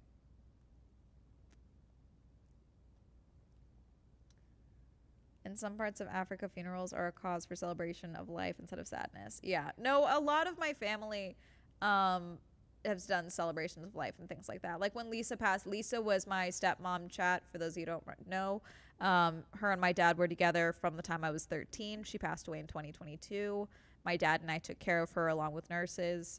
She passed Christmas Eve. My grandmother passed Christmas Day, which is one of the myriad of reasons as why I'm not a Christmas person. I'm straight up not doing Christmas this year, Chad. I'm opting out. I'm going to go fuck off to an island somewhere or something. I'm going to go to the beach again because that was really fun. I did that in 2023. I like dipped out for Christmas because I was like, I don't want to deal with these feelings the year after Lisa passed. And I went, and then last year I did Christmas with my family and stuff, and that fucking blew. That was awful. I hated that. So I'm just not going to do that again. Yeah, Catalina. Maybe I'll do Catalina. Although that's not far enough. I feel like someone would follow me. So, yeah, no. In 2023, I went to Key Largo. I went to a resort in Key Largo, chat in Florida. And it was me and a bunch of families. And everyone left me alone because I thought I was a homewrecker in training. It was fantastic. It was great. I got mocked by a viewer's mom. Because one of the last days I was there, I was going to the adults pool, and I was walking into the pool and someone was leaving, or no, I was leaving and they were walking in, and a girl was like, Amanda, and I was like, hi, and she's like, oh, I watch on YouTube. I'm like, oh, cool, and her mom goes, oh, cool, like kind of mimics me, and I'm like, what? And what it was is that she thought I was friends with her daughter and was just being a bitch. And then her daughter was like, no, I watch her on YouTube. I'm like, oh yeah, like enjoy, haha. It was very fucking weird. Because it's like, why would you mimic your daughter's friends anyway? God forbid. It was very weird. Family during Christmas and a close member of Thanksgiving the month before. We now have the country for the holidays. Yeah, both holidays, yeah. Also, when you're a child of a divorce and one of your parents is an abusive alcoholic, the holidays fucking blow. The holidays suck. So I'm team fucking off. The only reason I still do Thanksgiving is because my dad and I often just go to there's a restaurant that we go to at one of the beach towns, okay, that are in SoCal. And they do this insane Thanksgiving Day spread. Insane. So neither of us have to cook, and we just eat like fucking crazy, and my dad pays the bill. Incredible. That's it. And then I go home. It's great. We don't even pray and shit. So we just do that because then no one has to clean up, no one has to host. We just go and do that, and then maybe go to the movies or something. We fuck off. It's great. Occasionally we go and check out Black Friday things, but lately we don't do that. We've done that for a couple of years. The first year we did that was honestly, it's kind of in honor of Lisa, because in 2022, when Lisa was in the hospital and was like, the few days later is when she came home to hospice, but we knew it was happening. Okay. But she was really confused at the end because, okay, so for those of you who don't know, Lisa was sick basically the entire time that I knew her. She was in remission from breast cancer when I first met her at the time. And then when I was about 17, but she was still getting treatment. It was one of those things where it's like, you're in remission, but we're going to continue to do like preemptive treatment. When I was about 17, it came back as metastatic breast cancer, toxic liver levels, and brain tumors. Okay. Was given 6 months to live repeatedly. Again, ended up living till 2022 when I was 24. Okay. Or no, 25 at the time. Okay. And she got really confused at the end. And so she would spend a lot of money willy-nilly and forget things. So she was like, I want to go to this restaurant. My friends loved it. I want to go. I made reservations. You have to go to the reservations. You and Amanda need to go, and you need to bring me food, because she was in the hospital at the time. She was not home yet. So my dad and I are like, okay, we'll go. We'll see what we can do. So she's convinced she has this reservation. So we go. There's no fucking reservation. She did not call them. They had no record of a call, but they were very nice, and they let us sit there anyway. And we were like, we're so sorry. Is there any way we could also take food to go for Lisa? And explained everything. And they were like, we're not supposed to, but let me see what we can do. And they ended up making an exception. And they ended up giving us like 2 full things of to-go food from the buffet, which they don't allow. And they only charged us for a kid's meal instead of like another adult meal for it. Like they really did hook us up quite a bit. And so even though it was like this very stressful night, and like also this night of, wow, this is it. Like this is years of, Lisa's fighting battle with chemo. It's like now we're in the home stretch. Sounds shitty, but like now, like this is where it's like real, basically, where it's like we were like, we don't know how much time is left. And so though that's it, it's still now become kind of a tradition. So my dad and I have gone each year since, and yeah, are always typically good people. Yeah, no, they were really nice. But we go now every year. It's funny because, so that was, okay, wait. So the people that I have to tell my dad this theory now, because I come up with theories a lot. So every time other than me, oh my God, has it been 3 people? Okay, so that night when Lisa was still in treatment, was in the hospital, we brought my dad's friend / employee. He was like working as an assistant for my dad at the time. But he was friends. They were friends, okay? Then a couple months later, they had a huge fucking blowout. They do not fucking speak anymore. This guy does not speak to me either, okay? Then, that following year, my dad's new girlfriend, comes with us. I knew that one was a matter of time. She was really weird, okay? She ghosted him for Christmas because she didn't want to be around my dad during the anniversary of Lisa's death. Fucked up and weird. She handled it. I warned him. I was like, something weird is going to happen. She's being really weird. Sure enough, I was correct, okay? Then, last year, girlfriend that he truly thought, my dad never wants to get married again, but girlfriend that he truly thought he was going to spend the rest of his life with and grow old with, he's old, but you get my point, grow old with, and one of her kids and his wife came with me and my dad to dinner. They also had a blow-up breakup recently. Oh, God, I think my dad can't bring anyone to Thanksgiving. Oh, God, I got to tell him this theory. Oh God, this might be a bad omen. That's 3 for 3 for him. I haven't brought anyone to dinner. I'm doing great. Oh, I got to tell him this. Wait, I haven't even met his current girlfriend, by the way. My dad, for those of you who don't know, my dad does not like being alone. My dad is a serial monogamous. According to his therapist, my dad is a womanizer of one, which is my dad's therapist line. Because my dad has tried to date around. He's tried to play the field. He always ends up in a serious relationship. He is a monogamy guy. He loves a relationship, okay? The problem is I think he forgets that some women that are single at his age, because he's very age appropriate. I never have to worry about him dating a 25-year-old. He loves a woman in his age bracket. He loves it. Okay? Loves it. Okay? Maybe because he and I are so close, so like the concept of dating anyone under the age of 50 gives him anxiety. But I also have to tell him, it's like, you have to remember that there's a lot of reasons that women your age could be single, you know, and sometimes they're like me, you know, where it's like, I'm just incredibly independent. And I'm like, this is what happened where, with the girlfriend after Lisa, the one that ended up ghosting him. I was like, because he was like, she's a lot like you, where like she focused on her career and did X, Y, and Z. And I'm like, yeah, Dad, but I'm also a fucking mess. Let's be realistic. I'm a mess. Okay? I should be single right now. I'm a mess. If you're comparing her to me, 1, weird. 2, she might need to be single too. And there was a lot of weird things with her where I was just like, Dad, this feels weird. She's very, like, because basically, my dad really wanted to take me on a cruise to thank me for helping him take care of Lisa, okay, in hospice, which I would have done regardless, obviously. But he was like, no, I want to thank you. I couldn't have done that without you. Like, I would have been lost. Like, thank you. And so he wanted to take me on a cruise.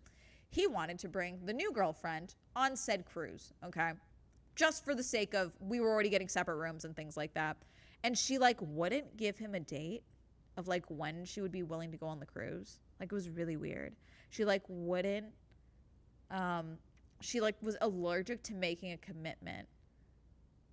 And I was like, Dad, this is like, even Thanksgiving, okay, where my dad is like, I want to take my girls on a cruise, okay, which like there was a lot of things that like I told my dad when he started dating again. I'm like, there's shit I will not tolerate. Like, I refuse to put up with any woman that is really weird about the fact that you and I have a dynamic, like that you and I are friends, basically, even though I'm your daughter. Like, any woman that is bothered that you have a relationship with your adult daughter, I don't want to deal with. Like, I refuse to put up with anyone being like in competition with me, because it's weird. Women do that, and it's very weird.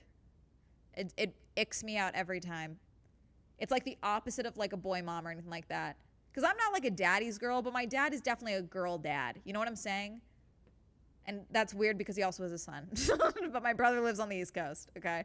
But it's just like weird things like that. And so my dad also will not date anyone that does not have a relationship with their adult children, because obviously he sees that with me and my mom. So he's like, that's a clear red flag, you know?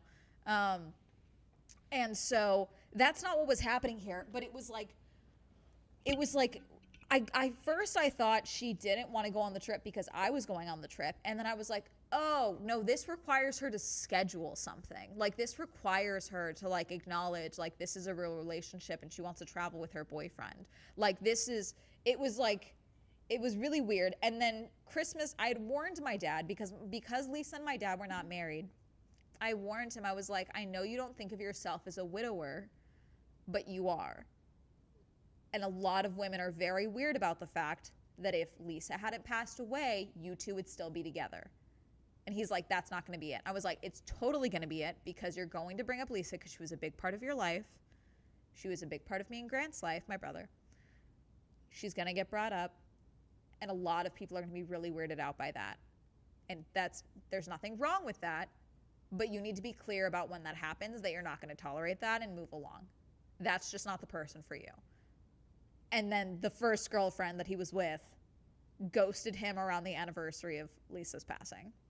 Like, fully did not communicate, did not say, hey, I thought I was cool with this, and I wasn't. Just fully canceled on him for a charity event that he was going to. and just didn't talk to him for 2 months. And then messaged, so I guess we're done, like 2 months later. And he was like, are you fucking insane? Yes, we're done. Aren't people in California flaky? Yes. I would say yes and no. Like, so I would say yes, dip. I think it's more of an LA trait, unfortunately. But I actively try not to be flaky. And also the whole reason my channel exists, Swell Entertainment exists as you guys know it, of me being the one that does things alone and goes places alone, is because I was sick of my friends flaking on me. So maybe you are right and it is an LA thing. Or it could be my generation thing for at least my stuff. But that was a grown adult woman who was a nurse, you know? Like that was a woman who owned a home, you know?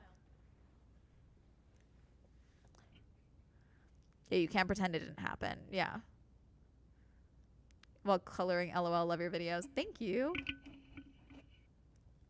The American attitude to virtually just own your kids when they turn 18 and 1 day old is so antisocial. I agree. No, so that's what happened to my dad. The moment my dad turned 18, he was kicked out.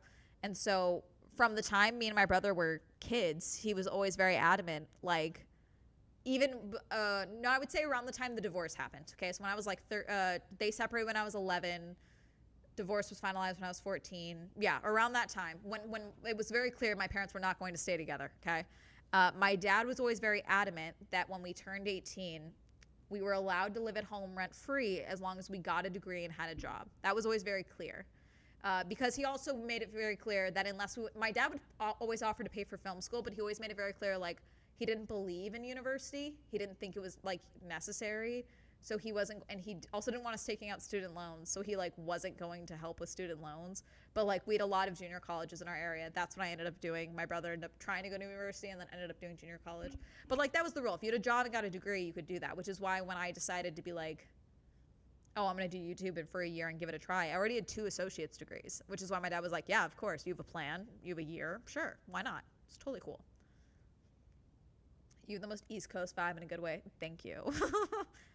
I've been accused of being Canadian. I've been accused of being from New York, which I never actually understood. But a lot of my acting class friends guessed New York. Some people guessed Seattle. Very few people guessed Los Angeles or SoCal. I think because I don't have the Valley Girl voice for most of what I talk. So a lot of people just don't assume that when I'm blonde, I feel like people assume that I'm SoCal way more. But yeah, I don't have much of the Valley Girl accent. I have the Santa Ana accent, where like we chop out the like Santa Ana instead of Santa Ana, Huntington Beach instead of Huntington Beach, you know, slips in. When I turned 18, I was given all my own bills. My youngest brother is still on my parents' phone bill. Yeah, no, when I moved, when I started, I did start paying, my bills ended up being, especially once YouTube started taking off, my bills ended up being the streaming services and the Wi-Fi and helping out with the Wi-Fi at my dad's house because I was using most of it. But like even then that was it. Like, I mean now even though I'm not living at home, I still pay for the Amazon account, but yeah. You sing while you talk, textbook SoCal. Really? I feel like my voice goes up and down a lot. So I guess that could be singing, talking. But it's not, you sing while you talk. Are you sure it's not theater? I mean, it could be SoCal. But apparently, so the reason, so I did ask, because when I went to CrimeCon in 2022, I talked to the True Crime Poutine or whatever. It was like it was a Canadian crimes podcast, okay? And I was like, oh, a lot of my audience thinks I'm Canadian, but I don't quite know why. I just don't have the Valley Girl accent. And they were like, oh, well, actually, there is a dialect from Canada that actually matches a subset of dialect from Orange County, California. So that could be why. Like, so like, I don't know exactly what he was referencing, but I've used that as an excuse the entire time. I'm like, that must be it.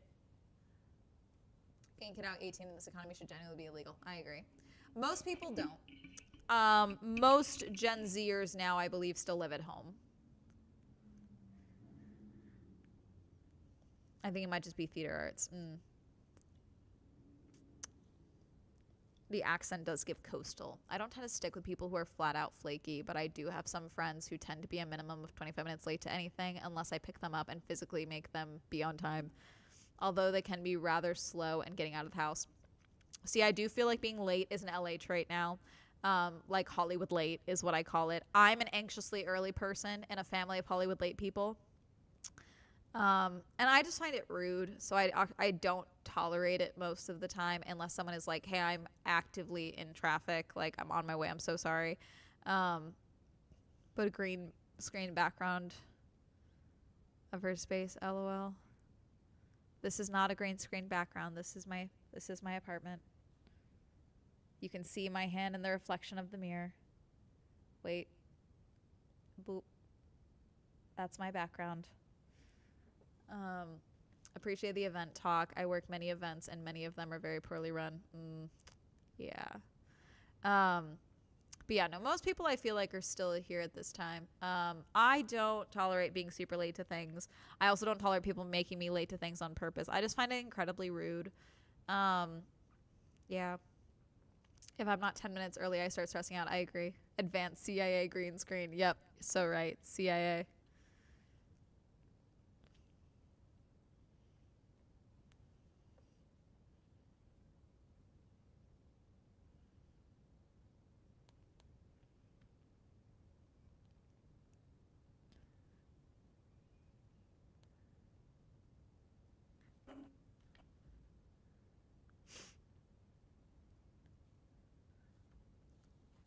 Sepulveda, La Cienega, Cahuenga.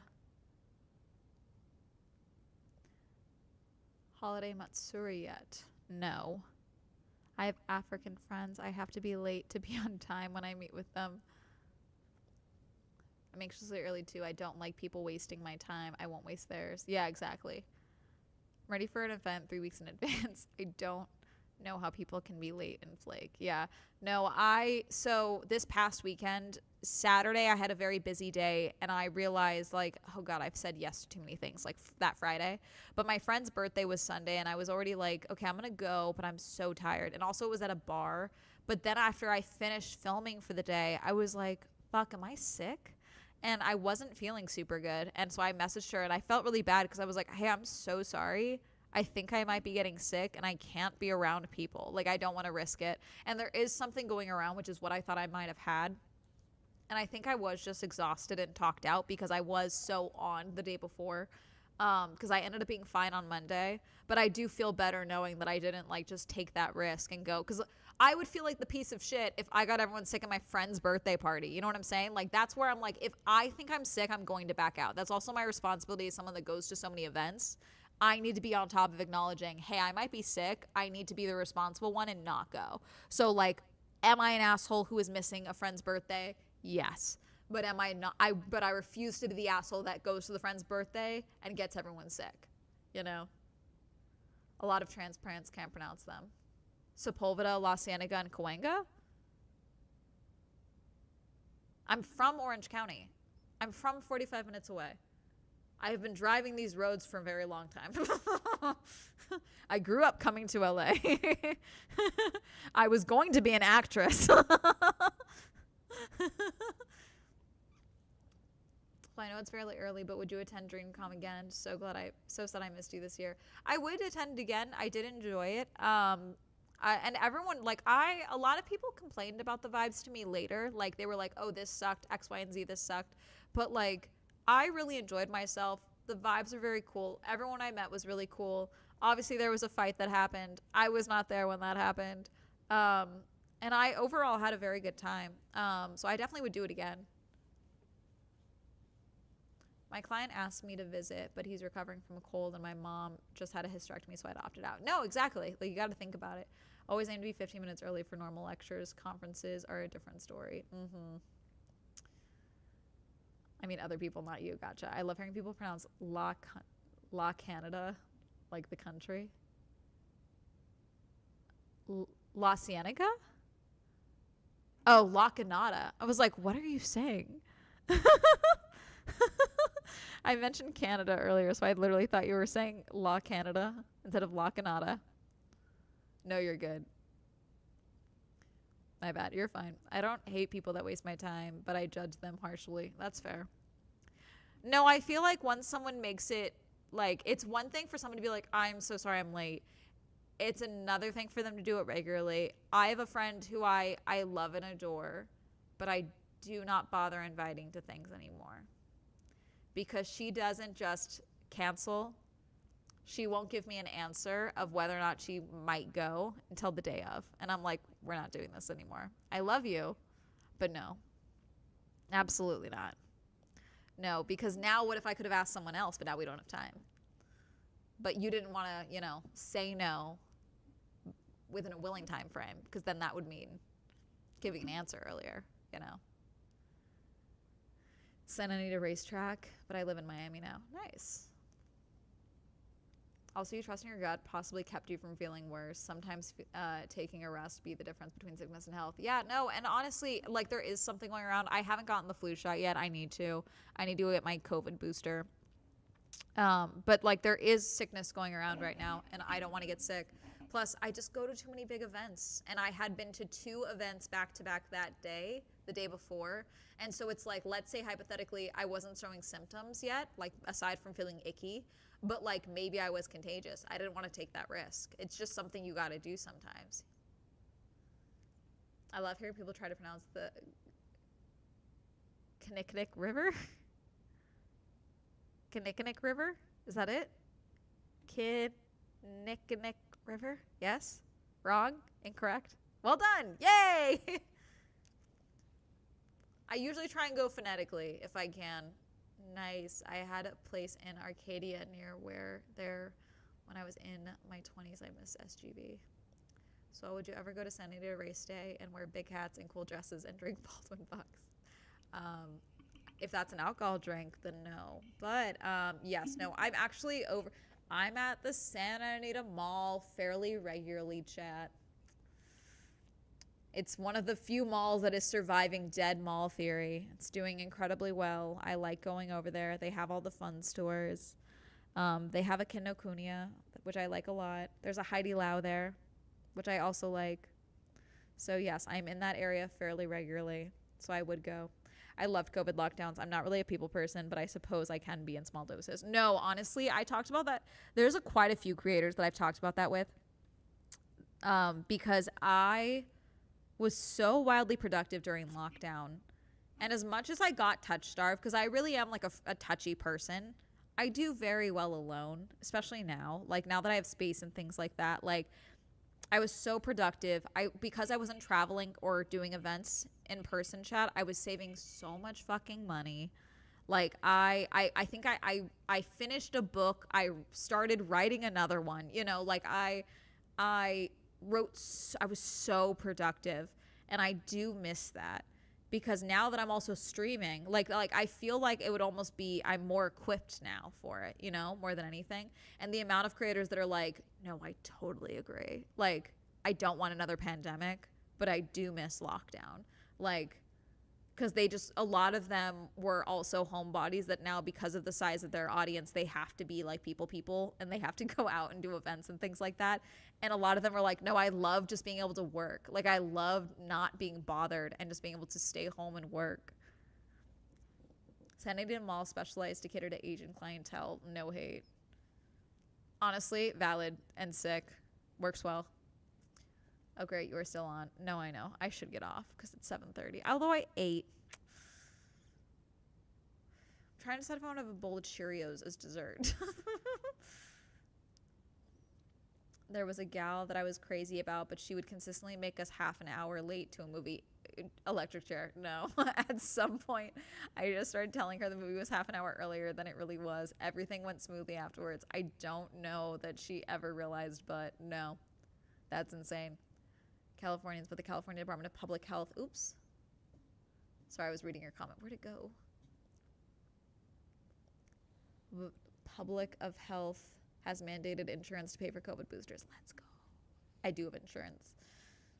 I did have the vague feeling I was putting a Band-Aid on a situation that probably demanded years of therapy on my part. Yeah, no, I can't imagine dating someone that is like purposely late to things and has no sense of urgency. I have anxiety and I grew up broke. I don't have time to lollygag, especially if I'm spending money on something. You're not wasting my fucking money. I don't care if it was a $5 booking ticket. You're not wasting my fucking money. Absolutely fucking not.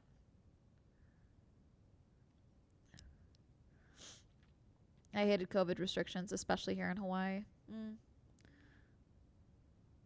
I totally understand wanting another lockdown. I was the most creative, admiring lockdown, and everyone was so supportive of artists. Like, I rediscovered my love of reading during lockdown. God, I was a voracious reader during lockdown. I read so much.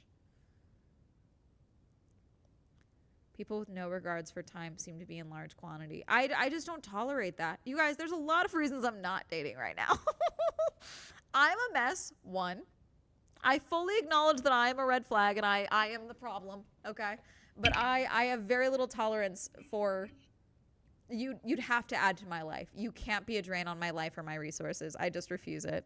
Which most people would be, because that's what community is. But I'd rather pour that community into my friends and family, you know? It's me. Hi. I'm the problem. It's me. No. OMG, I meant most creative during lockdown. No, I got you. I'm on mobile, so I can't see what I'm typing. No, I get what you're saying. Small businesses during lockdown, yeah. I learned to play the piano. I bought a piano for myself as like a New Year's present because I saw a businesswoman be like, oh, for New Year's Day every year I buy myself a present to open on New Year's Day as like a celebration for the year to like put myself in a good mood for the year. And I'm like, I really like that. So I bought myself a keyboard, and guess what I've never fucking played? The keyboard. Good night. Bye. Guess what I've never fucking played? That fucking keyboard. Why do you say you're a red flag? LOL. Oh, I have zero desire to change my life for someone else. I have zero desire. I really like being a selfish prick right now for myself. If I want to work, if I want to go to bed, if someone is like, if I get an opportunity to go to Paris tomorrow, I'm going, and I might tell my dad, you know, but I can't imagine dating someone and being like, hey, I'm going to go to Paris. Do you want to come? No? Okay. I'm going to go anyway. You know, like I just, when I come back from a trip, all I have to do is pick up my dog and take him for a walk and do laundry. I don't have to talk to anyone. It's really nice. I'm extremely independent right now, basically. Yeah.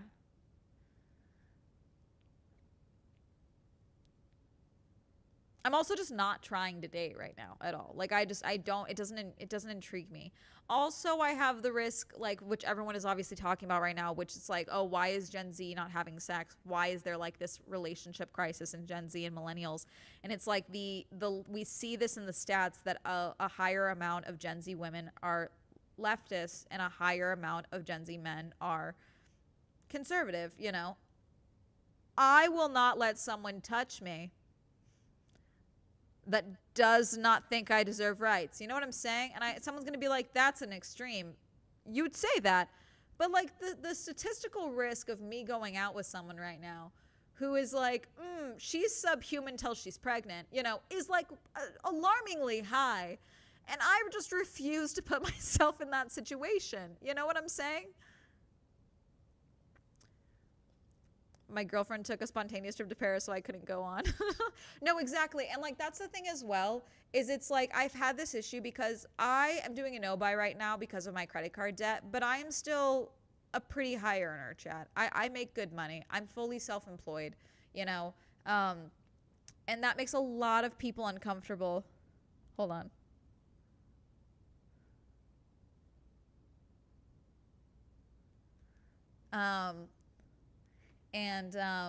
Sorry, my dad is told me something. What the fuck was I saying? I don't remember.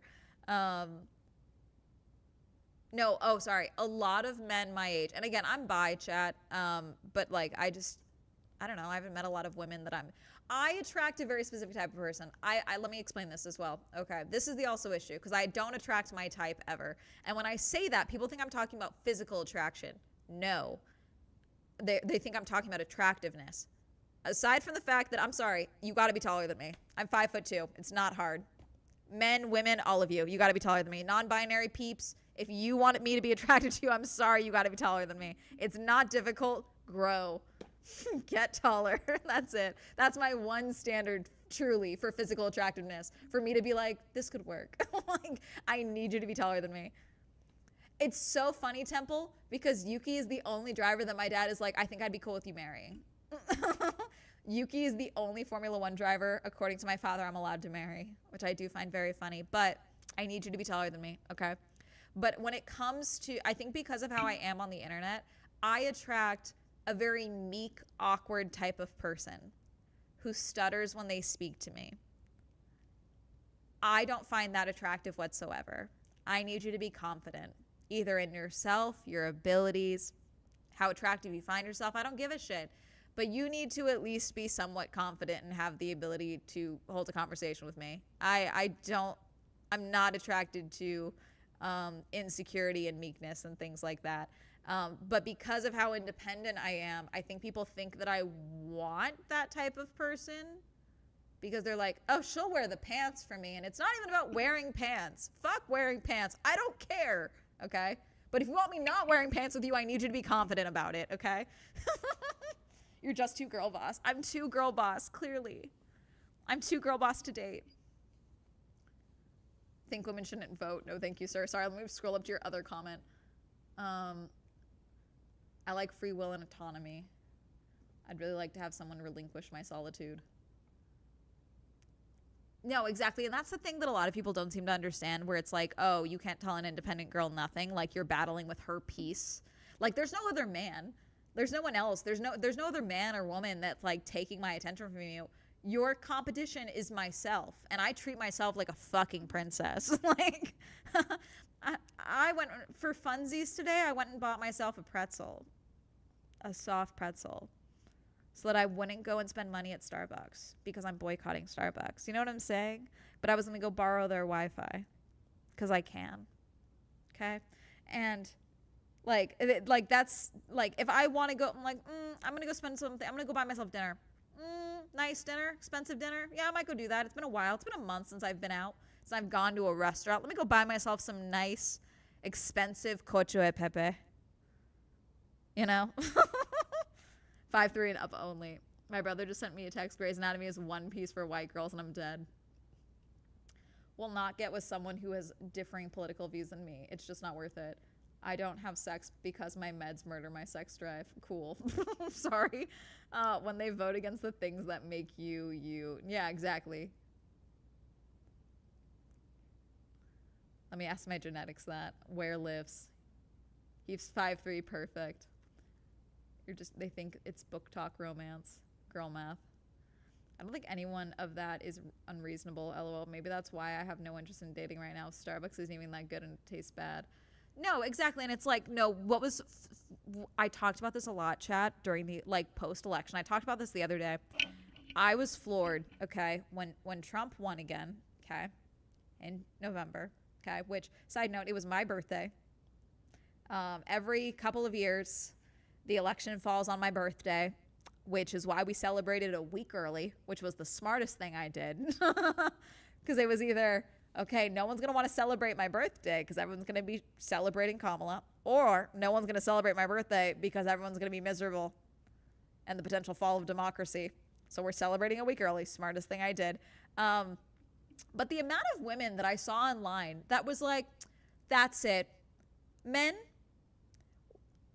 we are no longer having sex with Republicans. And I was like, whoa, who is this we?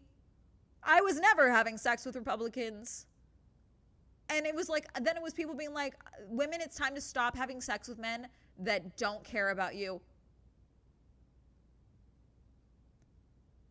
Who is this lesson for? Because it's not for me.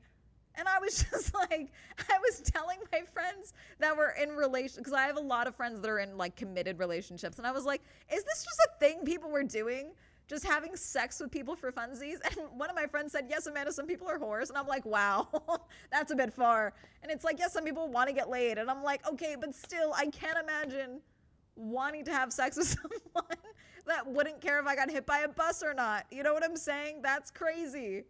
Thoughts on Akatar, never read it. There's a quote from Whoopi Goldberg when she was asked why she isn't married, and she said, "I don't want somebody in my house," and she is so real for that. Yeah, and I think that is it Whoopi. There's like a few women that I feel like have various quotes like that. My favorite one is Jane Fonda, and she posted a photo like the night after an award show, and she's still in her dress, and she was like, I couldn't get out of my dress, and I couldn't get my makeup off. So I slept in my dress with my makeup rubbed off my makeup. This is the only time I wish I had a husband. It was something like that. I always thought that was funny. Question on the soft pretzel: did you get any dip? I got sweet glaze. I used to work at Auntie Anne's, and people gave an interesting combo. No, I like the salty sweet. What a time to get back from an ad break. Now is the time. Baby girl was always the time. No, I was just like, what are you, why, like, I would think I was more floored by, like, because it's one thing for, like, because everyone has a friend that, like, I think we've all had friends that will just, like, fuck a bartender of the week, okay? Like, let's be realistic. A DJ, a bartender, like, we've all had those friends, okay? I've never been that friend, but I have many of friends. Do you, okay? I didn't realize how large swaths of women were knowingly sleeping with shitheads.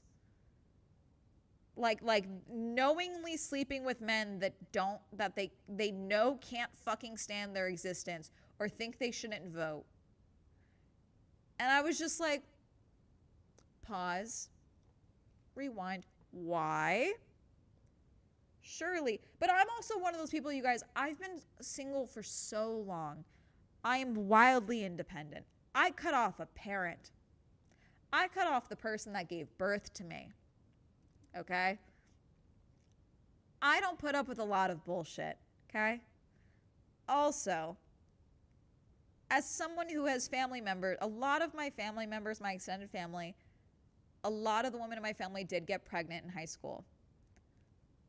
It's going to take a lot for you to get to touch me, frankly, if I think there's a risk of me getting pregnant. Good luck. So we're at the very, like it's one of those things where it's like, what do you mean that you were just like having sex with men for the sake of having, like, I get it. I get wanting sex. Cool. But like, do you need it that badly where you'll just fuck anyone that wants to fuck you, even if they kind of don't care if you live or die? You know what I'm saying? I am loving the contrast between YouTube content swell and live swell. Yeah. This is me unedited with a little bit of neck pain and a bit of a headache because I'm tired. Also, okay, you guys, tomorrow is qualifying. They are in Saudi Arabia. Hold on, let me get the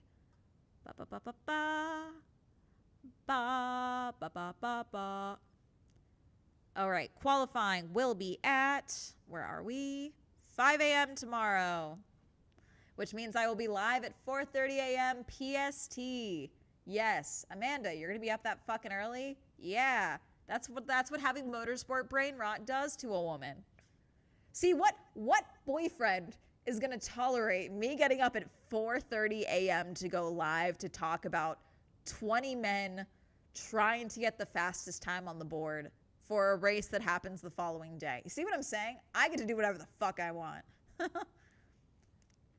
Yeah, the race is at 4 a.m. So we'll be live at 3:30 that day. And then I'll go back to bed. In general, haven't eat principals nowadays. Yeah, see, that's crazy to me. They may not have been asking. Sometimes you can tell. Okay. I was kind of free-spirited and casually promiscuous when I was younger, but they were at least people I could vibe with and legitimately enjoyed their company otherwise. Yeah. Swell, why? Because car go fast make bring go burr. You see, I need to see if my driver goes faster than the other 20 drivers that are on the grid. I need to make sure my teams are winning and the guys I don't like are losing. And honestly, I think George Russell needs to not be in the car. Was that his actual voice on the radio? I think he's violently ill. I don't think he should be racing. Bro, my wife wants to stab me when my alarm goes off at 6 a.m. on Sunday. If you and your boyfriend can't admire men and the way they drive, why have boyfriend? Exactly. That's why I don't have one. I wonder if North Korea could buy every sporting and comedy event if they had $1 trillion wealth, and if Saudi Arabia can. I don't know. They would also have to put money into other things, because that's, I think, my understanding is how Saudi Arabia can do. It's not just the, like, putting money into sports. It's the sponsoring of other things and things like that. I might join you on Sunday. I'm traveling all the West Coast races this year. Very cool. When the no-buy is over, how long before you get a full F1 racing sim setup? Oh, so that's actually... So Racing Sim is connected to live streaming. So that's actually, like, in the same vein that we got this year a PC setup. That's work spend, because I can monetize that. Now that I have Girly Pop Go and I can do racing games and things like that. There is a new sim from Logitech that is themed like McLaren, chat. It's in the budget. It's in the budget because it's in the work spend budget. Because I can make, like, a bunch of content about it. Therefore, yay greenwashing, basically. I do want to know how much the McLaren sim is, because, so with the way this chair, so this is a gaming chair that's basically a racing chair that I can adjust. Part of this subathon that was not a subathon was I was going to, one of the things where we were going to raise subs for a wheel and pedals so that I can do iRacing and such. However, Logitech did come out with a full, like, sim rig thing that was in a collaboration with McLaren. McLaren is my Formula One team, chat. So that would be very, very fun for me to get. I haven't seen the whole, maybe an Aston Martin setup, Lance Stroll themed. No. That's a no. Boy, that papaya orange is going to clash with the green wall. It would be really funny if I got papaya and then I just painted it green. Well, also, we might have to move. Who fucking knows yet? So I'll let you guys know probably Sunday if I was able to go and look at any apartments tomorrow, or if I have anything scheduled for the week. But again, if we do a live stream, if I do have to move, we will do multiple subathons for moving fees. And also maybe we can auction. I still think maybe, like, you gift 5 subs and, like, I write your name, and I sign, like, a piece of the wallpaper, and then I ship you that wallpaper piece. Racing the subs does sound fun. Oh, Lancelot. Also, okay. Have I told you guys about I told you guys about High Potential the other day. High Potential is back, and I understand people are boycotting Hulu and all of that. It's included in my phone plan, which is why I'm not canceling anything, because I'm not actually paying for it technically. However, High Potential, okay, you can watch it on Hulu. I think it's also on just regular TV. I think it's on Fox. I'm not certain, okay? Season 2 just started. 1 episode out so far.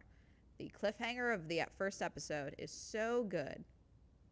It's diabolical. I'm upset with them. That's how good it is, okay? I need you guys to start watching High Potential so I can get 80,000 seasons of High Potential, okay? High Potential is back, and I need you all to watch it so that I can get 80,000 seasons of High Potential. The same way that when The Pit comes back in January, we're basically going to do The Pit episode roundups, because I also need 80,000 episodes of The Pit. That's how this is going to work. Yeah, what is Move about? What happened? Just saw something about a lease proposal. Yeah, so basically, I got my lease renewal late. I didn't like it. The amount that they gave me initially was it was a $220 increase a month to renew with them, to which I decided to push back on, and they have not given me a response to that pushback. It's been almost 2 weeks now, basically, since I gave them that. So my lease is up in October. I need to give notice before a certain amount of point. That date's already passed. I'm already fucked for giving notice. I'll have to be on a month to month if I need to move. But my irritation now is I'm hopeful that they're taking a long time, because I was originally given an amount, not an official amount, but an amount on Monday where they were like, okay, they seem to have met in the middle, basically, with, like, what I pitched them and what they came back with. But then they never gave me the actual offer, so it sounds like they're still debating, which I'm kind of thinking is a good sign, and maybe they will give me a better rate, or at least let me keep this rent. If they let me keep this rent, I will stay because this is an ideal apartment. It's already dialed in, and I really don't want to fucking move right now. However, I really don't like how I'm being dicked around and the lack of urgency from my building or the management company, because this is housing, not fucking paperwork. This is not a car that I'm going to rent. This is my fucking housing. So that's where I'm going to go look at apartments just so I have other options because I need to be able to move if need be. So I don't want to move, but if I need to, I will because I don't like being dicked around. And I also don't like that my one of the building workers that I liked a lot has decided to pick up on the fact that I like her and is now doing that. I know, I know, I know, and you have such a beautiful apartment. I know, it's not our fault. It's the building. I know, no one wants to move. She's doing that condescending voice that some women do to younger women, as if I am not a tax-paying businesswoman. And I don't tolerate that shit from older women. I just don't. I don't tolerate it. Okay? So I'm going to go look at other apartments because I'm irritated. Because it's like, it's the placating tone and a slightly condescending tone that I don't think she thinks is condescending. I think she thinks it's placating, but it's pissing me off because, again, this is my housing, you know? You know, it's not like a parking lot down the street. It's where I sleep. It's where my dog sleeps. And it's irritating the fuck out of me, okay? So I'm going to go look at other apartments just so I have options, and I know. So that's why we might be moving. I bow to my Queen Morgan. Oh, yes, it was good. Are you going to watch the original French High Potential? I've thought about it. I got to find where it's at. Can we throw in 80K seasons of The Bear while we're at it? See, I never... As much as I love Io, I could not get past season 1. I couldn't. I'm sorry. I know a lot of people love The Bear, and I love Io. I want Io employed. But, sure, I will not be partaking, but we can totally include 80K seasons of The Bear. Had a rent cap. Yeah, that's with the fucking rent cap. $220 a month is with rent cap. I already pay a good amount of money for this apartment, chat. But I'm in a very safe neighborhood. I get a lot of light. In-unit washer and dryer, dishwasher. Hermes is going to start barking, I think. Where is he at? Is he up here? No, he's downstairs. Is he still drugged up? He's probably still drugged up. He's on gabapentin and trazodone, so because he had to get his teeth cleaning. 8% for California. It's 10%, I believe. For LA, I think it's 10%. So yeah, that's with that. It's within line. It's standard, but with the rent that they're increasing, it puts my rent at that of a 2-bedroom, 2-bathroom unit in my same building. Higher than most of the available units. They're also offering a month of free rent to new move-ins. And so I was like, so my email to them where I was like, here's my pitch, was also like, why am I being punished for being a good tenant? Excuse me? So I was irritated. So there is the management company that owns this building, which is the people that I'm dealing with, but not dealing with. I'm dealing with them via the office. If I don't get the new offer by Tuesday, I'm just going to call the management company, and I'm not going to go through the office anymore because they're pissing me off now. So that's plan B. Plan A is looking at other apartment complexes. There is one that is under the same management company that has a similar layout to this. So I have a 1-bedroom with a loft with 1 bathroom. So it's like a 1.5 bedroom, okay? It's not quite a 2-bedroom, and it's definitely not a 2-bath, okay? But that's what I love about this unit, because it was originally cheaper than a 2-bedroom, 2-bathroom, 2-bedroom, 1 bath, or whatever. There's a unit that is exactly like this that's like a little more outdated, okay? It's a little less, not as up to date, which I don't care about. I just want a fucking place that I can work out of and has a dishwasher and a washer and dryer and unit, so I don't have to go to the laundromat because that takes up a lot of fucking time. And it's under the same management company. So I'm going to go request a tour because I'm sure it'll flag in the system. And then it'll tell them that I'm not fucking around and that I will fucking leave from this building. Because guess what? It's also $500 cheaper, or more like $400 bucks cheaper a month than what I'm currently paying to move in there. So I might just move just for the sake of saving money, but that would be the cost of moving alone, I think would be like at least an equivalent potentially of a month of rent, because of I will have to hire movers. I have a big couch. I have bigger pieces of furniture that I will need help moving. I have a lot to pack. October is looking a little travel heavy. But when I moved in here, my October looked travel heavy as well. So I'd be calling the management company tomorrow. I might tomorrow. We'll see. That can go into the credit card debt. Exactly. So 400, it's like, so it would be, so it's 400 than what I think they're going to offer me, which is like the $100 increase a month. It would be $400 cheaper than that. It would be about 200 to 300, give or take a few $50 here or there, cheaper than what I'm currently at a month.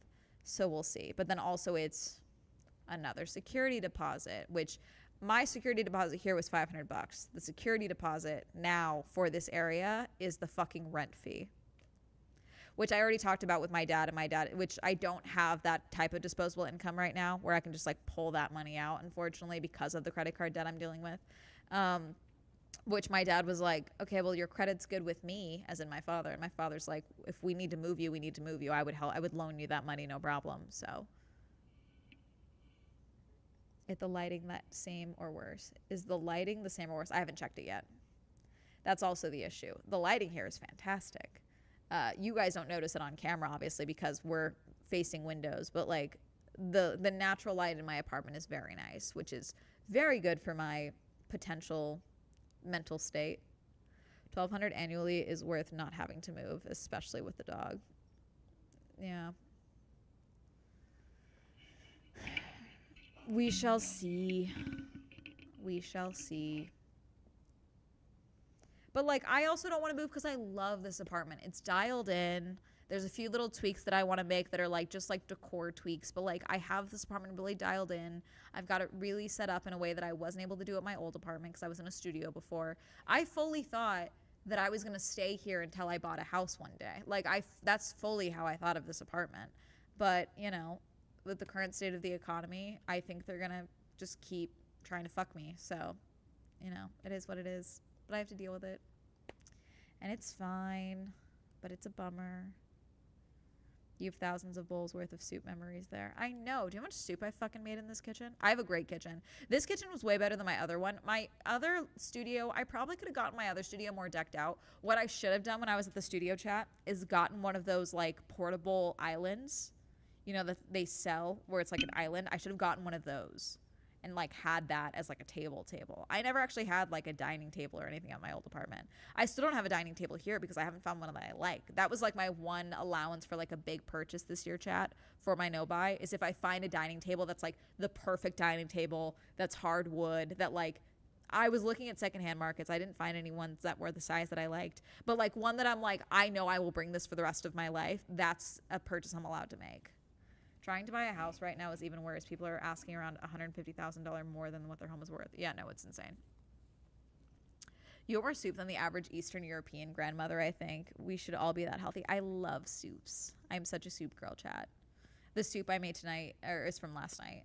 And then I was going to make a chicken thing tonight, but I got home too late to use the slow cooker because I got one of those like like the small quart, like less than 5 quart slow cookers, chat, for like single livers. I love it. I haven't really used it yet, but I used to have one that I loved that I would use a lot.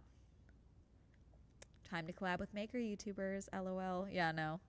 It's funny. I messaged my friend. So chat, for those of you that haven't been following the Kin Panama Alien Saga, I reached out to my 2 friends, one of whom has worked at JPL, one of whom has worked at NASA, to be like, hey, what are your thoughts? My friend that worked at NASA said every year someone thinks they have a meteorite that lands in their thing, but also why would you not call the scientists or whatever if this landed? And I was like, but it wasn't loading for her. And I was like, X, Y, and Z. And she just thought it was funny. She didn't actually look into it yet. JPL person was like, what the fuck? Yeah, I'll take a look. Hasn't gotten back to me about that. Woodworking partner could make you your perfect table. God, yes. Just ask where they are at the decision and when they give you a written response. Yeah. Soup. I see why home owning is a dream. Can't imagine moving every 3 to 5 years is so unsustainable. Yeah, no, and like what's frustrating too, so for those of you who don't know, my parents are divorced. But from the time I was 13 to the time I was 22 and I moved out, I moved 16 times between both my parents and then moving into my own apartment. Okay. And that was because we were broke as shit. The divorce bankrupted both of my parents, and we could not stay at places very long because we kept almost getting evicted. We would move out before we got the chance to be evicted because we couldn't afford rent. And when you move that much in your developmental years, it's very traumatic. It's super fun and exciting.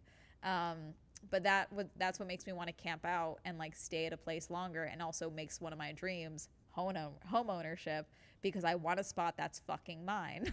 I want a spot that if I want to knock down a wall or paint it neon purple, I can do that, because you can't do that when you're only going to be in a spot for a couple of months.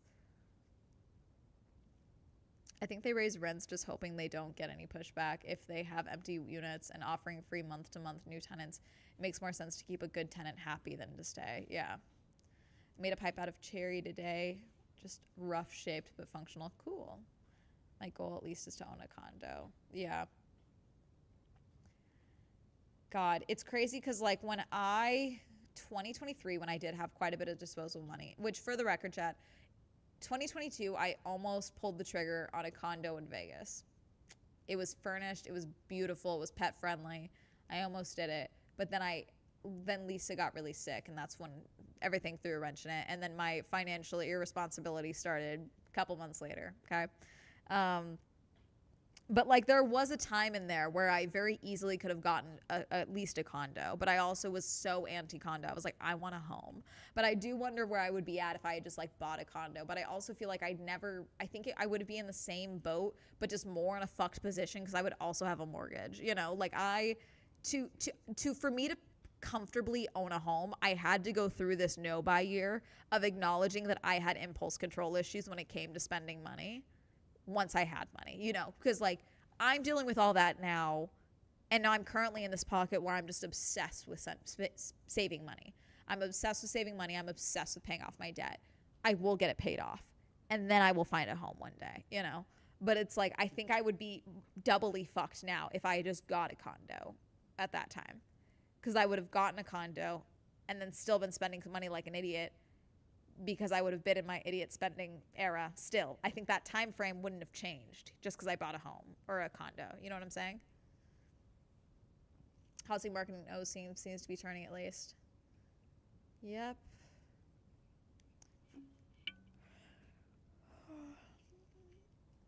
You would have been part of the Great Migration. Like, what do you mean? Of OC or... Vegas? No, it was 2020 and 2019 is where the big move happened. My Vegas friends, I do have a whole like, there is a whole like creator community out in Vegas, chat. Every time I'm in Vegas, they're like, do you want to go look at properties? You should move to Vegas. You should, we do this all the time. You should move to Vegas. Every time I'm in Vegas, they're trying to get me to move to Vegas. Which, like, I'm not opposed to moving to Vegas. And, like, in your 20s, I do think you should move around. Like, as you guys know, I have also toyed with the idea of moving to Japan.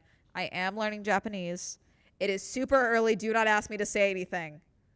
I have begun learning Japanese. I am doing a Japanese course. No one asked me to say anything. I am on day 3, okay? But I am officially learning Japanese, okay? Which also, I just needed a hobby that wasn't scrolling on my phone. So I'm very glad that I am learning Japanese. I needed a new hobby. I'm doing Japanese, and then I'm also working on my handwriting. Those are my 2 current non-scrolling hobbies, I would say, and crocheting. But I also just watch TV while I'm crocheting. So I feel that I told my friend I want a nice garden with hydrangeas and wisteria, and my friend is like, yeah, you need dumb, stupid money for that. And I'm like, ugh, yeah. Same. It took all of these stupid tariffs and new laws to make me realize I was spending my whole paycheck on clothes every week and falling back on credit for my bills. Yeah. I remember seeing a bunch of Twitch and YouTubers move to Vegas during the COVID time and sprinkling into early 2022. What are you using to learn Japanese? I can't tell you because it's also going to be a sponsorship in a couple of months. So I can't tell you right now. In a couple of months, you will learn because they're paying me to talk about them then, but they're not paying me to talk about them now. But I was adamant about, one, you getting early access so that I could learn as much as possible by the time we do the uh, the ad. Also, in case I hate it, the learning format. So far, I like this way better than Duolingo. Also, fuck Duolingo. Okay, it's not Duolingo. But so far, I'm retaining this way more than I did when I was trying to learn Spanish via Duolingo. Get that coin. Thank you. I saw that post on Substack. The handwriting thing. Yeah. That will be a Substack post once I see if I can fix my handwriting. On a Mitsubishi. See, it's not that hard. That's so cool. I love their culture. You know what is fun for nice handwriting? Fountain pens. See, I have so many fountain pens. The moment it does that on the paper, my skin crawls and I can't do it anymore. I'm a ballpoint girly. I am.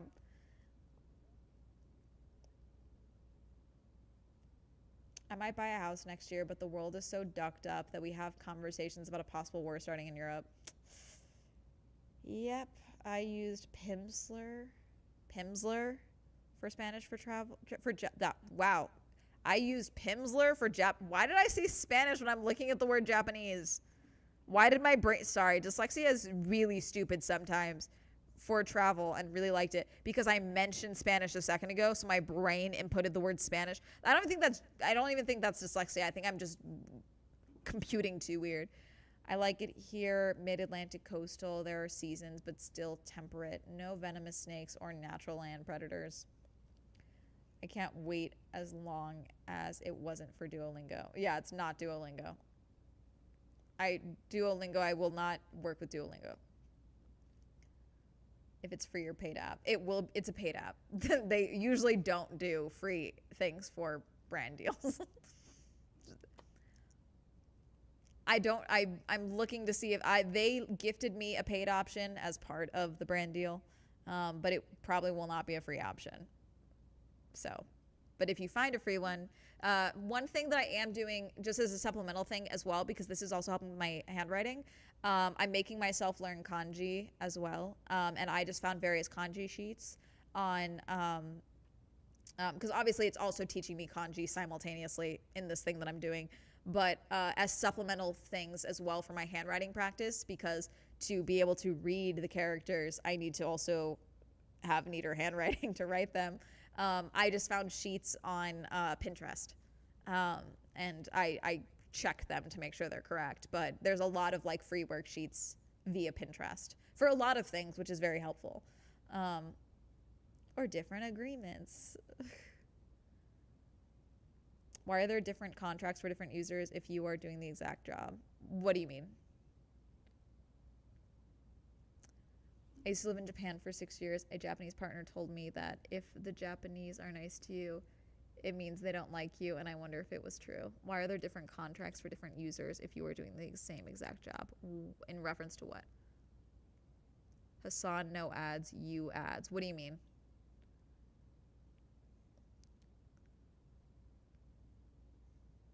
What do you mean contracts?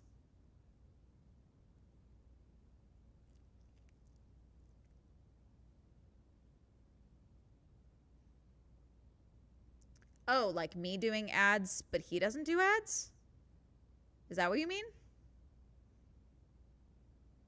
He presumably doesn't have an agreement with Twitch that allows ads. You do. Yes. Oh, I don't do brand deals on Twitch. And there's also no contract on there. I don't have a Twitch contract, if that's what you're asking. I previously had a Twitch contract. When I started streaming on Twitch in 2023, I was on a 3-month contract with Twitch where they had reached out to a bunch of YouTubers to do non-gaming contracts, non-gaming streams on Twitch. I did that for 3 months. I was one of, I think, 3 YouTubers that actually clicked and did it and liked it. So I was offered a renewal for 3 months. That was then terminated. Twitch ran out of money. I no longer have a Twitch contract. I don't do ads on Twitch. The affiliate program? Someone clip this? I don't know how. What are you asking me? Alt, I don't know what you're asking. Or different agreements? Are you good? What are you asking me?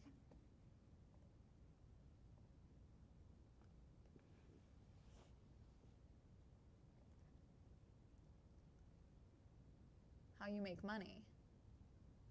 That's not what you asked me. You asked me, you compared me to Hassan, which is different. It's funny because in Japanese, blank means letter, but in Chinese, it means toilet paper. Affiliate is one of Twitch's programs. I'm a partnered streamer. I'm asking how people make money on Twitch because I don't get it because it feels contract based. Oh, no, it's not. Okay, here, that's what you're asking. Okay, sorry. Apologies. I feel like it was phrased very weird. I am not on a Twitch contract. I have no idea what Hassan is on. We are two different people. We are also two greatly differing size creators. He is a creator powerhouse. I am a YouTuber who happens to Twitch stream, okay? This is my fun platform. I do not make a bulk of my money on Twitch. Most of my money comes from YouTube, Google, AdSense, which is where people watch YouTube, and then I make money based off people watching my content. Sponsorships, which is what you might be thinking of when I'm talking about the brand deal that I'm talking about with me learning Japanese with a company. That is a sponsorship for YouTube. They are paying a specific amount to be included in a video. That is all via YouTube. I do not do ads for Twitch at this time. I have never taken a deal for Twitch. I have been in affiliate programs. Affiliate programs are, say, I get a percentage of someone making a purchase. That's what I used to have with GamerSupps. I am no longer with GamerSupps. I terminated that contract because of reasons. With Twitch, there's ads. I make maybe $7 a stream from ads. And then there is the viewer support, which is subs. Subs can be on a various pay scale. I think I'm on the 60-40 split because I met the requirements for a 60-40 split. So when someone gives $4.99 for a tier 1 sub, I get $2.25, $2.50, whatever it is for that, okay? Hassan prints money. It's very different though. And use Hassan as a comparison because it doesn't have ads. You do, that's all. I mean, I turn on ads.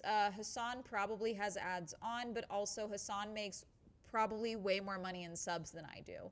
And by probably, I mean he 100% makes way more money in subs than I do. I make very little money from Twitch.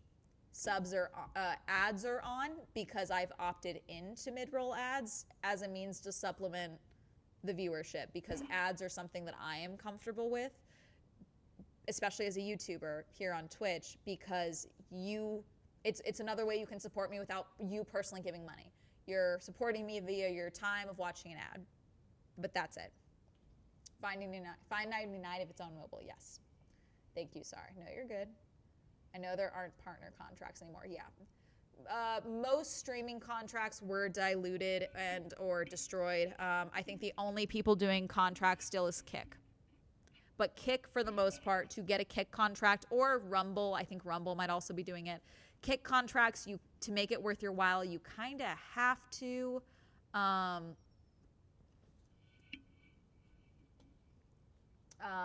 do stake promotions as well. I know there aren't partner. Most of the money Hassan makes on Twitch is from subs and donos. Yes. $5.99 if on mobile. $7 each person or per stream. $7 per stream via ads. I make very little via ads here on Twitch. Answer in approximately 170 seconds. Bro, are you good? I really can't tell if you're glitching out or not. Per stream, not per person. Minute 50. Are you good? Why are you timing my answers? Sorry, iPad. I get five at least. Is that what you're asking? Like $5, like 5 ads at least. Is that what you're saying?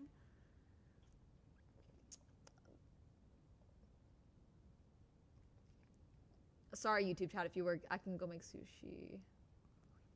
Sorry, YouTube chat, I was in the other chat for a second. There are 2 ways to have ads. Some people have ad when you first click on a stream. Others have them sprinkled throughout the stream. Haha, you reminded me that Sauber is partnered with Kick, and that's so silly. Yep, Steak Kick Sauber. I forgot about this. Is the In-N-Out on Huntington and Mayflower open yet? I grew up going to the one on Colorado and Santa Ana. I have no idea. I don't know where that one is. I get that you guys are okay with this, but I am not by any means and will continue to do better for the sake of figuring out how to get you guys better agreements with all platforms you post long-form content on. I mean, this is my fun platform. I've talked about this recently as well, where I enjoy streaming on Twitch, and all of my friends that are full-time Kick streamers are miserable. I mean, Twitch streamers are miserable. This platform is much more enjoyable when you are not relying on it for your main source of income, which is how I choose to treat it. Maybe if there was another lockdown, that would change, but this is my fun supplemental platform. YouTube is my main bread and butter, and I'm okay with that.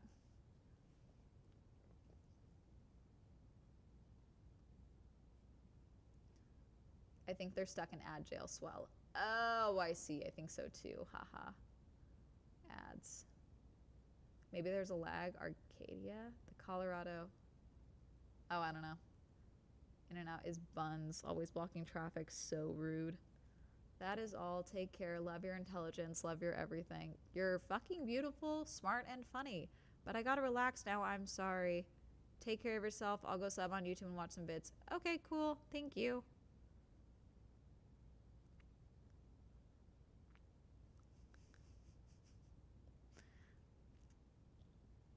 I was very confused by that. Bye. That was a lot. They've been following for a while, according to the chat log. Yeah, they've been following since a year ago, chat. June of 2024.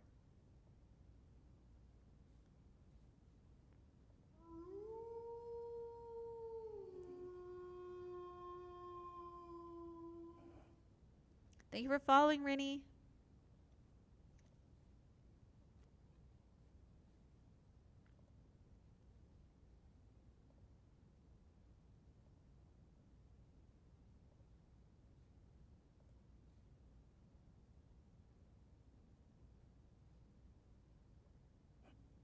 I am very confused.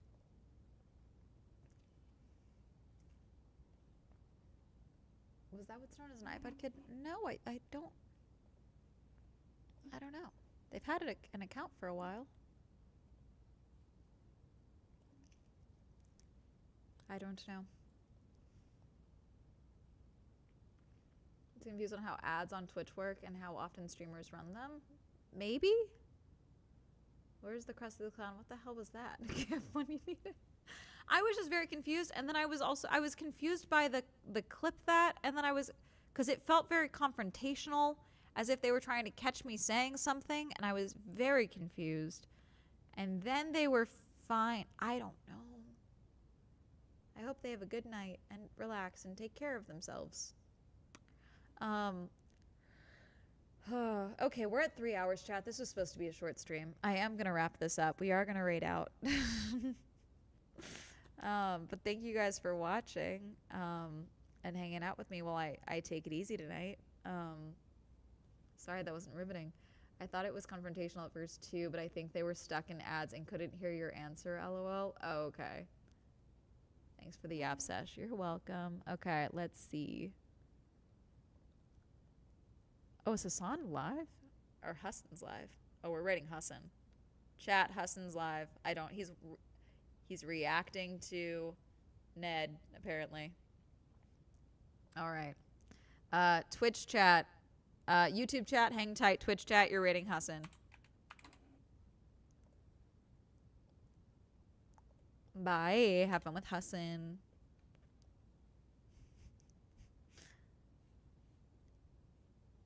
All right. What happens to the YouTube chatters? I will give you guys a little sign off in a second. Bye. All right, YouTube chatters. What's poppin'? Thank you for watching. Sorry. I will see you guys very, very soon. Bye.